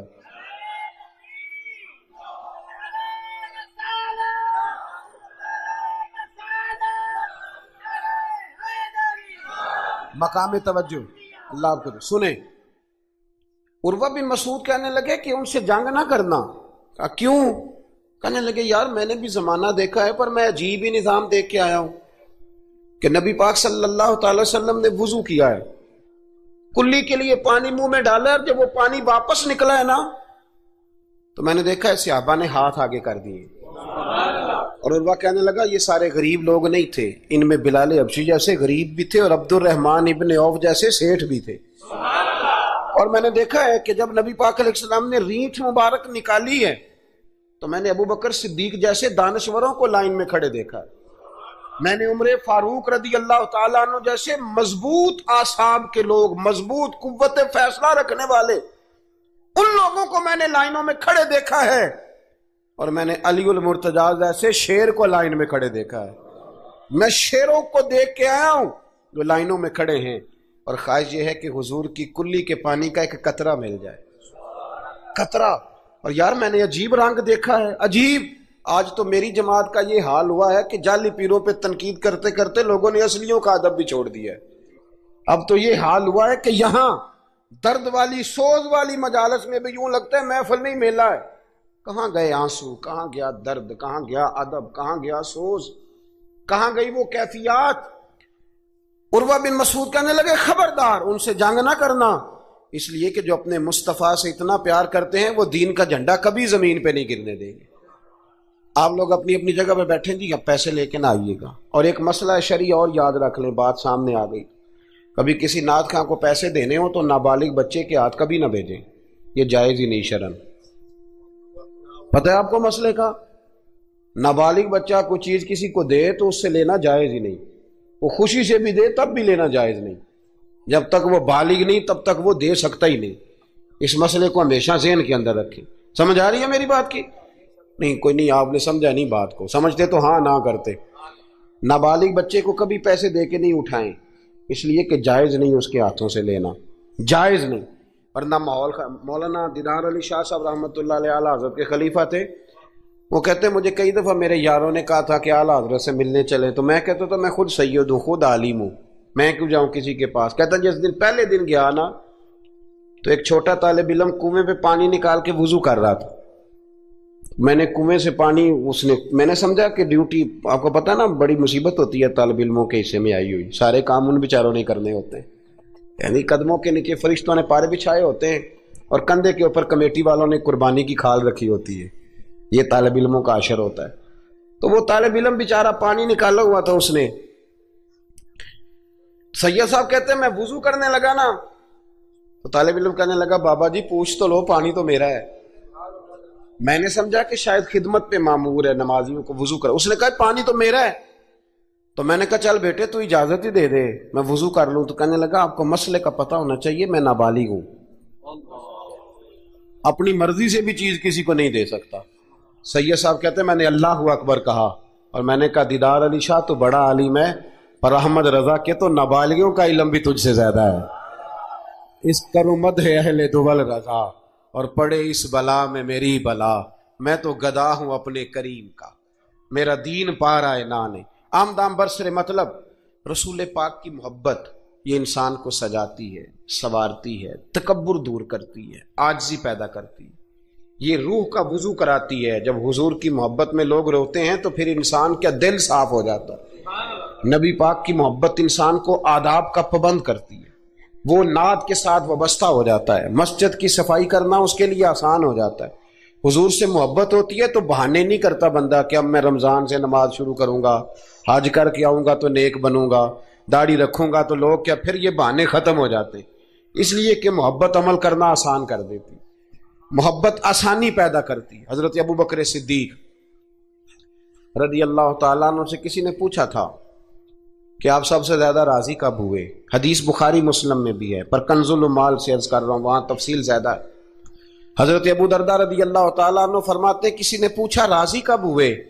انسان بڑی دفعہ راضی ہوتا ہے نا، جب مسلمان ہوئے تھے تب بھی بڑے راضی ہوئے ہوں گے، جب اللہ نے بیٹا دیا تھا تب بھی بڑے راضی ہوئے ہوں گے، اور پھر اللہ نے انہیں امیر المومنین بنایا، یہ سارے وقت ہوتے ہیں نا خوشی کے۔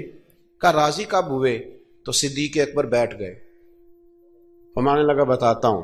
کہ بتائیے۔ فرمانے لگے اس دن بڑا ہی راضی ہوا تھا جس دن میں نبی پاک کو مکے سے مدینے لے کے جا رہا تھا صلی اللہ علیہ وسلم، میں بڑا راضی ہوا۔ کہ کس طرح؟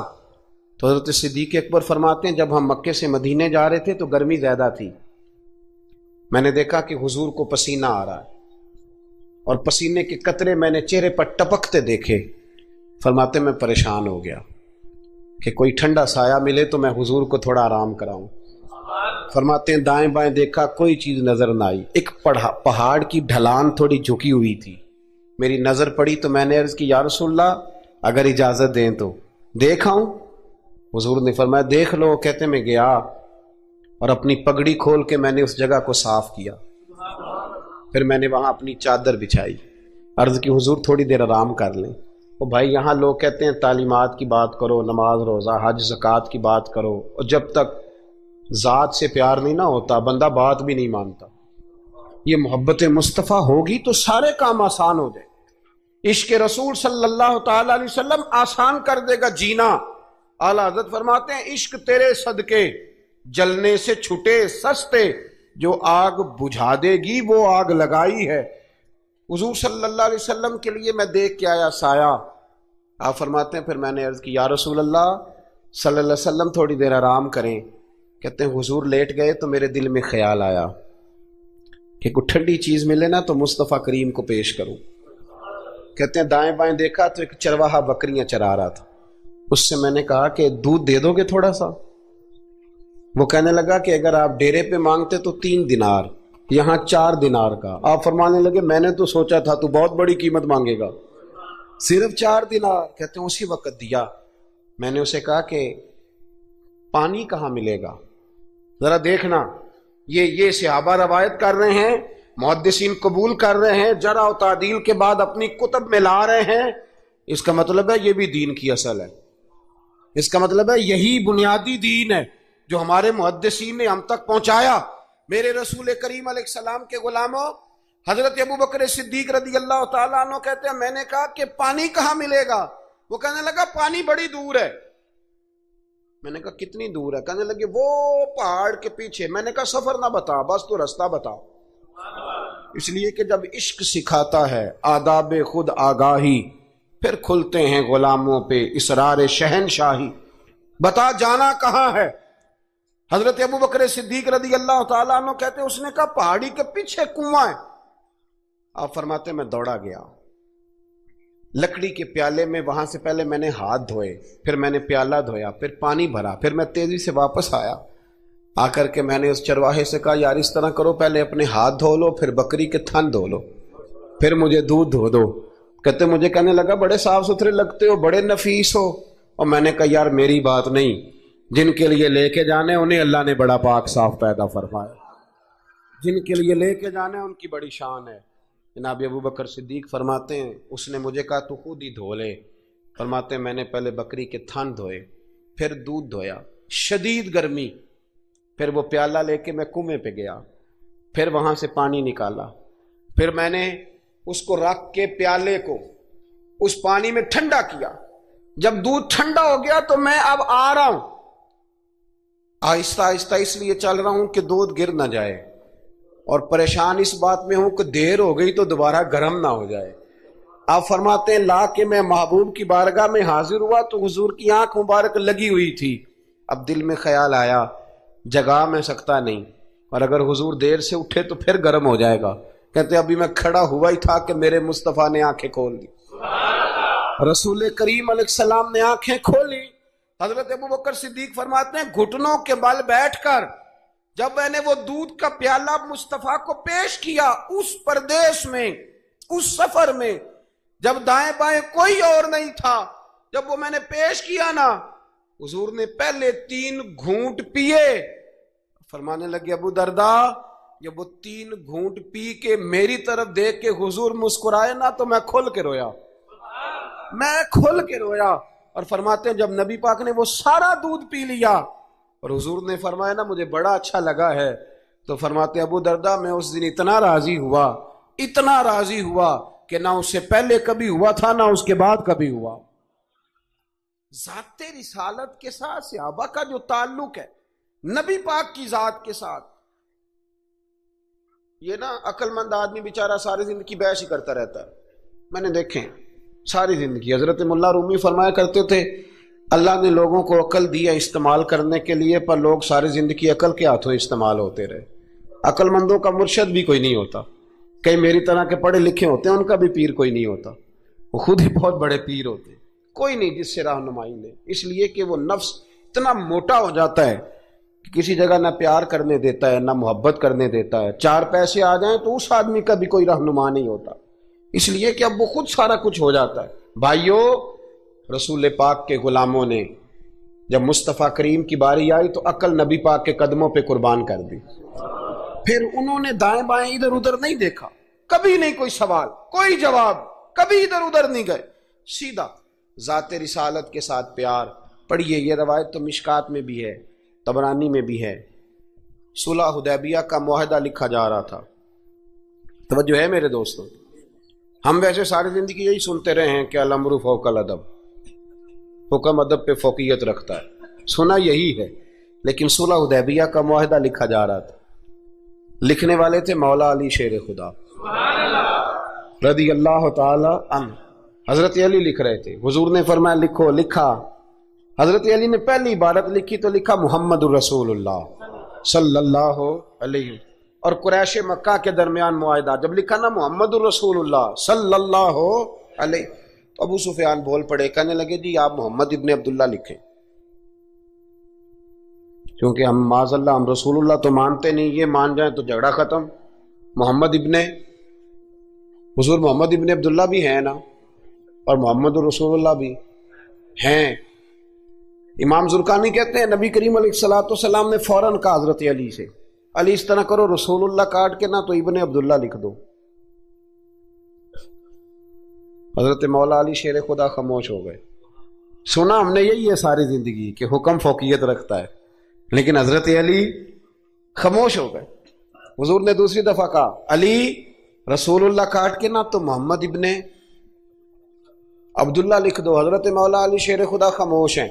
तीसरी दफा जब हुजूर ने कहा तो इमाम जुरकानी कहते कलम नीचे रखा हजरत अली ने, हाथ बांधे और आंखों में आंसू आ गए। कहा या रसूलल्लाह मैं मजबूर हूं, मुझे रसूलुल्लाह लिखना तो आता है पर काटना नहीं आता। हुजूर मैं ना यहां मजबूर हूं, हुजूर मैं मजबूर हूं, लिखना आता है पर काटना। भाई सवाल उठता है ना कि लिखना आता है तो काटना क्यों नहीं आता? लेकिन 1500 सहाबा मौजूद थे, किसी ने एतराज नहीं किया कि अली हुजूर हुक्म दे रहे हैं लिखो, क्यों नहीं लिख रहे? जहां वो मुफ्ती होता ना, वो बी काम एम काम MSc तो फटाफट दर्स देता, मौलाना आप ये क्या कह रहे हैं, हुजूर ने कहा तो वैसे करें। और मेरे भाई जब मोहब्बत होती है ना, एक शेर है ख्वाजा गुलाम फरीद साहब का, अगर आपकी समझ में आए तो बड़ी अच्छी बात है, ना आए तो फिर भी बड़ी अच्छी बात है, अगर समझ में आए तो क्या बात। ख्वाजा गुलाम फरीद साहब कहा करते थे तन तंदूर हड्डां दा बालन ते असी हावां नाल तपाया, कप कप मुकियां पेड़े कीते, उत्तों इश्क पलेथन लाया, तन दा सालन मन दी हांडी ते लून सबर दा पाया। गुलाम फरीदा वे मैं सारी तेरी, तेनू अजे यकीन नहीं आया। गुलाम फरीदा वे मैं सारी तेरी, तेनू अजे यकीन नहीं आया। हजरत मौला अली शेर खुदा रदी अल्लाह तआला अन्हु कहने लगे हुजूर काटा, बोलिए काटा। पता नहीं या रसूलल्लाह लिखा होता है तो लोग कैसे काट लेते हैं, या रसूलल्लाह लिखा होता है काट देते हैं, कैसे काट देते हैं खुदा बेहतर जाने। मौला अली से तो नहीं काटा गया। हजरत अली शेर खुदा फरमाने लगे नहीं काटा जाता। मेरे मुस्तफ़ा करीम के गुलामों, आप यकीन करो पाकिस्तान में 5 लाख के करीब है नफ्सियात के मरीज, अकल के घोड़े दौड़ा दौड़ा के लोग पागल हो गए। अल्लामा इकबाल जैसे लोग तड़पते थे आखिरी उम्र में, कहते थे खिरत की गुत्थियां सुलझा चुका हूं, या रब मुझे साहिबे जुनू कर दे, अल्लाह मुझे मजनून कर दे नबी पाक के इश्क में। मैं नहीं मजीद फलसफा मंतक इधर नहीं जाना चाहता, मुझे दीवानगी दे रसूलुल्लाह की मोहब्बत की, मैं नहीं जानता। ये जो लोग दीवाने थे ना, ये बड़े अच्छे थे।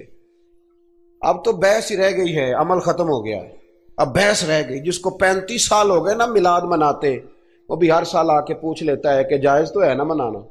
मैं कहता हूं खुदा के बंदे, 35 साल से तू मना रहा है, अब तो ये पूछा कर कि मैं कितना दुरूद पढ़ूं महफिल मिलाद पे, अब तो ये कहा कर कि वुजू किस तरह करना है मिलाद का लंगर पकाने की। अभी तक सवाल कर रहे हो, मोहब्बत करने वाले करके गुजर गए, तू अभी तक बहस कर रहा है। और बहुत सारी ऐसी चीजें थी जो सहाबा की समझ में नहीं आती थी, लेकिन चूंकि सामने रसूलुल्लाह की जात थी, और जब मोहब्बत होती है तो मोहब्बत बहस नहीं करती, मोहब्बत प्यार करती है। मोहब्बत हम है गुलाम नबी पाक के। ऐसे ही है ना जी, किसी से कहना दाढ़ी रख लो, बहस शुरू कर देता है, कहना मैं अजय नेक नहीं। मैं कहता हूं ये हुजूर को कहना चाहिए था ना कि जब पूरा नेक बने तब रखे, तूने क्यों बहस शुरू की? दाढ़ी हुजूर ने रखी है ना, लिहाजा हमने इंशाल्लाह तो कह दें, वादा नहीं ले रहा, हुजूर ने रखी है ना, हमें इससे गरज है कि अच्छी लगे या ना लगे। गुलाम का काम गुलामी करना कि बहस करना? हुजूर ने कहा सच बोलो, दुकान चले चाहे, हमने क्या करना है? बोले ये बहस है। हुजूर ने कहा बीबियां पर्दा करें, अब हमारे घर में वो बीबी रहेगी जो पर्दा करेगी, जो नहीं करेगी वो हमारे घर में रह सकती, क्योंकि हम नबी पाक के गुलाम हैं, हम रसूलुल्लाह के गुलाम हैं सल्लल्लाहु। इमाम अहमद बिन हंबल रहमतुल्लाह अलैह बाजार गए तो गुलाम खरीद के लाए। आपने फरमाया तेरा नाम क्या है? तो वो कहने लगा हुजूर गुलामों का नाम नहीं होता, आप किसी को भी आवाज देंगे तो मैं समझूंगा मुझे ही बुला रहे हैं। आप फरमाने लगे तू खाएगा क्या? कहने लगा हुजूर गुलामों के नखरे नहीं होते, जो टुकड़ा बच गया ना डाल देना, चुप करके खा जाऊंगा। फरमाया ये हुजरे हैं, को कमरा पसंद कर ले। कहने लगा हुजूर गुलामों के नखरे नहीं होते, आप जहां इशारा करेंगे मैं सो जाऊंगा। इमाम साहब फरमाते मुझे वजद हो गया, मैं तो रोने लगा। मैंने कहा उठो यार सीने से लग, तू गुलाम बनने के काबिल तो नहीं, तू तो आका बनने के काबिल है। बाबा बुल्ले शाह साहब रहमतुल्लाह अलैह ने तबसरा किया इस मौजू पर। बाबा साहब कहते हैं कि एक लुकमा डालते हो कुत्ते को, कुत्ता हमारा गुलाम होता है ना, हम मालिक होते हैं उसके, एक लुकमा डालते हो اور دوسرا لقمہ وہ مانگے نا, دوسری روٹی تو جوتے مارتے ہو. خود رات کو پنکھے کے نیچے سوتے ہو, وہ بیچارہ ساری رات پہرا دیتا ہے اور سویرے جا کے کسی درخت کے نیچے, رخ کے نیچے سو جاتا ہے. آپ فرماتے ہیں کہ جس کا تو مالک ہے تو اپنا احسان دیکھ اور اس کی نوکری دیکھ, اور جو تیرا مالک ہے اس کا احسان دیکھ اور اپنی ڈیوٹی دیکھ. خود تو بہانے کیا کہتے ہیں بابا صاحب؟ بابا صاحب کہتے ہیں راتی جاگیں تے شیخ صداویں, تے راتی جاگ دے کتے, تیتھوں اتے مالک دا در مول نہ چھڑ دے, پاویں مارو 100 جتے, تیتھوں اتے ایک برکی دا قدر پچھانن, پاویں مالک ہو ون ستے, تیتھوں اتے رکھا سکھا کھا دنے جا رکھاں وچ ستے, تیتھوں اتے اٹھ بلیا چل یار منا لے نہیں تے بازی لے گئے نہیں کتے, اٹھ بلیا چل یار منا لے نہیں تے بازی لے گئے. وہ تو آگے گزر جائیں گے اس طرح, اور تو اشرف المخلوقات ہے. تھوڑا خیال کریں. ایک صحابی تھے حضرت ابو جندل رضی اللہ تعالی, ہماری محبت رسول صلی اللہ علیہ وسلم بحثوں میں رہ گئی. بحثوں میں اتنے کمزور ہیں ہم کہ آج تک بحث کر رہے ہیں, آج تک, کہ حضور پہ درود کون سا پڑھنا چاہیے. خدا کے بندے جس کو محبت ہوتی ہے نا وہ بحث نہیں کرتا, وہ درود پڑھتا ہے. درود و سلام پڑھنے والے کام میں, مسئلہ پوچھنے والے زیادہ ہیں. آپ یقین کرو, یا رسول اللہ کا نعرہ لگانے والے جوش کے ساتھ وہ تو چند ملتے ہیں علاقے میں, اور اس پر دلائل لینے والا سارا شہر ہے. خدا کا خوف کریں, عمل کریں. دین کو بحث کرنے نہیں آیا کہ ہر موضوع پر بحث کریں, فیس بک پہ اپنی رائے کا اظہار کریں. دین بحث کے لیے نہیں آیا, اسے موضوع بحث نہ بناؤ, یہ عمل کرنے کے لیے, اس پر عمل کریں. حضرت ابو جندل رضی اللہ تعالیٰ عنہ حضور حدیبیہ تک تشریف لائے, نبی کریم علیہ السلام. ادھر سے حضرت ابو جندل جو تھے یہ وہ دلیر صحابی تھے کہ ان کے والد نے انہیں زنجیروں سے باندھا ہوا تھا, ہاتھ میں بھی زنجیریں تھیں, پیروں میں بھی زنجیریں تھیں, اور ان کا باپ روز ڈنڈوں سے مارتا تھا. انہیں پتہ چل گیا کہ نبی پاک صلی اللہ علیہ وسلم یہ حدیبیہ تک آ گئے. حضرت ابو جندل کمرے میں قید تھے, باپ اور بھائی نے قید کیا ہوا تھا. انہوں نے نا اپنا سر مار مار کے نا کھڑکی کو تو کھڑکی توڑی. ڈاکٹر احمد عبد الرزاق نے اسیرۃ النبویہ میں لکھا ہے کھڑکی توڑ کے باہر آئے. دیگر کتابوں میں بھی ہے یہ روایت. باہر آئے نا جب, تو حضرت مولا علی شیر خدا فرماتے ہیں ہم نے نا حدیبیہ کی شرائط لکھ لی تھی. ان شرائط میں ایک شرط یہ تھی کہ مکے سے جو شخص آئے گا حضور ساتھ نہیں لے جائیں گے, اور وہاں بھی جائے گا تو پناہ نہیں دیں گے, اور اگر مدینے کا کو وہاں چلا گیا تو وہ واپس نہیں کریں گے. اس وقت تو یہ شرط بڑی کمزور لگتی تھی, پر سب سے زیادہ فائدہ اسی شرط نے اسلام کو عطا فرمایا. اس لیے کہ جو آدمی مکے سے آتا تھا اسے پتا تھا مدینے تو حضور کے پاس رہ نہیں سکتا, حضور نے وعدہ کر لیا. مکے واپس جا نہیں سکتے تھے, وہ کسی تیسرے شہر میں جا کے بیٹھتا تھا. تو صحابی جب تیسرے شہر میں بیٹھتے تھے تو سارے کا سارا شہر ہی مسلمان ہو جاتا. اس شرط کی برکت سے کئی شہروں تک دین پھیل گیا. حضرت ابو جندل قید تھے, ان کے والد نے بھائی نے قید کیا ہوا تھا. یہ کھڑکی توڑ کر کے آئے.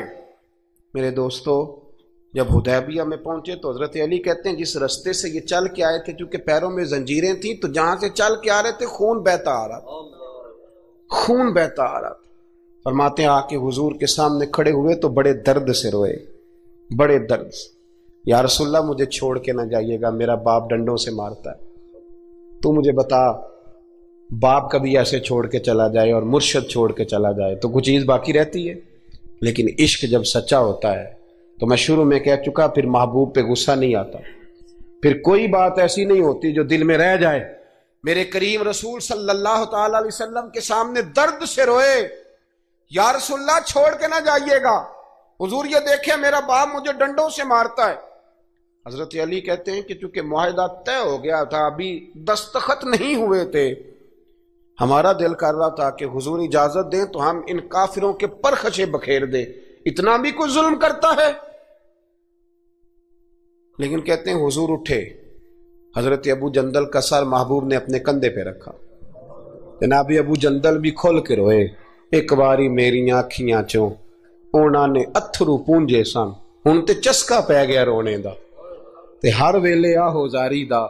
کہتے ہیں کھل کے روئے حضرت ابو جندل, کہ حضور مجھے چھوڑ کے نہ جائیے گا, جب وہ رو رہے تھے تو ابو سفیان اٹھے، کہا آپ نے وعدہ کر لیا لے جا نہیں سکتے۔ ایک صحابی نے کہا بھی تو دستخط نہیں ہوئے، کہا نہیں پھر ہم توڑتے ہیں معاہدہ۔ سننا بات، غور کرنا، عقل کہاں تک انسان کو پریشان کرتی ہے اور محبت اسے کتنا سلیقہ سکھاتی ہے، کتنی اطاعت اور اتباع سکھاتی ہے۔ نبی کریم علیہ السلام نے نا حضرت ابو جندل کو تسلی دی اور پھر حضور نے تھپکی دے کے نا کندھے پہ فرمایا تیرا تھوڑا سا امتحان رہ گیا ہے۔ دل پہ ہاتھ رکھ کے بتانا کام بڑا مشکل ہے، تیرا تھوڑا سا امتحان رہ گیا ہے۔ جناب ابو جندل کو یہ کہہ کہ حضور نے رخ انور پھیرا تو ان کے والد نے گریبان سے پکڑا، کھینچ کے لے گئے اور کہنے لگے ان کے ساتھ تو معاذ اللہ جانا چاہتا تھا جو تجھے لے کے نہیں گئے، ان کے ساتھ۔ جناب ابو جندل نے باپ کا ہاتھ جھٹکا، اٹھ کے کھڑے ہوئے، کہنے لگے زیادہ باتیں نہ کر، میرا تو ایمان پہلے سے زیادہ مضبوط ہو گیا ہے کہ میرا رسول وعدوں کا پکا ہے، میرا تو ایمان پہلے سے مضبوط ہو گیا۔ اور کیا شاندار لفظ لکھے ہیں ڈاکٹر صاحب نے۔ حضرت ابو جندل کہنے لگے ابا اب تو اس طرح کر، میری یہ زنجیریں کھول دے، ہاتھوں کی بھی کھول دے، پیروں کی بھی کھول دے، اور مجھے بتا میں نے کس کمرے میں قید ہونا ہے، تو بس بتا دے کہاں قید ہونا ہے۔ اب میں تیرا قیدی نہیں ہوں، اب میں محمد عربی کے حکم کا قیدی ہوں۔ جب تک رسول اللہ صلی اللہ علیہ وسلم کا نیا حکم نہیں آتا میں قید میں رہوں گا اور میں خوشی کے ساتھ رہوں گا۔ جتنے کفار وہاں کھڑے تھے نا، جتنے کھڑے تھے، جتنے حضرت ابو جندل کے والد سمیت، وہ کہتے ہیں ہماری توجہ باقی معاملہ سے ہٹ گئی اور جناب ابو جندل کی طرف چلی گئی۔ یہ بھی رنگ ہوتا ہے، یہ بھی وہ کیا کہا تھا میاں صاحب نے؟ میاں صاحب فرمانے لگے کچا رنگ للاری والا جیڑا چڑھدا لیندا رہندا، اے عشق تیرے دا رنگ محمد چڑھ جائے پھر نہیں لیندا۔ یہ پکا رنگ ہوتا ہے۔ اپنے آپ کو سمیٹیں، دین کے ساتھ خشک رشتہ بناؤ گے تو لمبا نہیں چلے گا، لمبا نہیں چلے گا۔ جو بوجھ سمجھ کے نماز پڑھتے ہیں نا، وہ تو زور سے عصر تک مسجد کے حجرے میں گپے لگا رہے ہوتے ہیں، عصر کی اذان ہوتی ہے تو کام یاد آ جاتا۔ یہ بہت بڑی سزا ہے۔ ساری زندگی انسان باقی سارے کام دلچسپی سے کرے اور نماز اس پر بوجھ رہے تو اسے توبہ کرنی چاہیے کہ کہاں کوئی ایسی کوتاہی ہے جس کی وجہ سے یہ سارا کچھ ہے۔ میرے بھائی، جب محبت ہوتی ہے پھر سجدے بھی طویل ہوتے ہیں، جب محبت ہوتی ہے پھر قرآن پاک کی تلاوت کی بھی کثرت ہوتی ہے، جب محبت ہوتی ہے سارے کام آسان ہو جاتے ہیں۔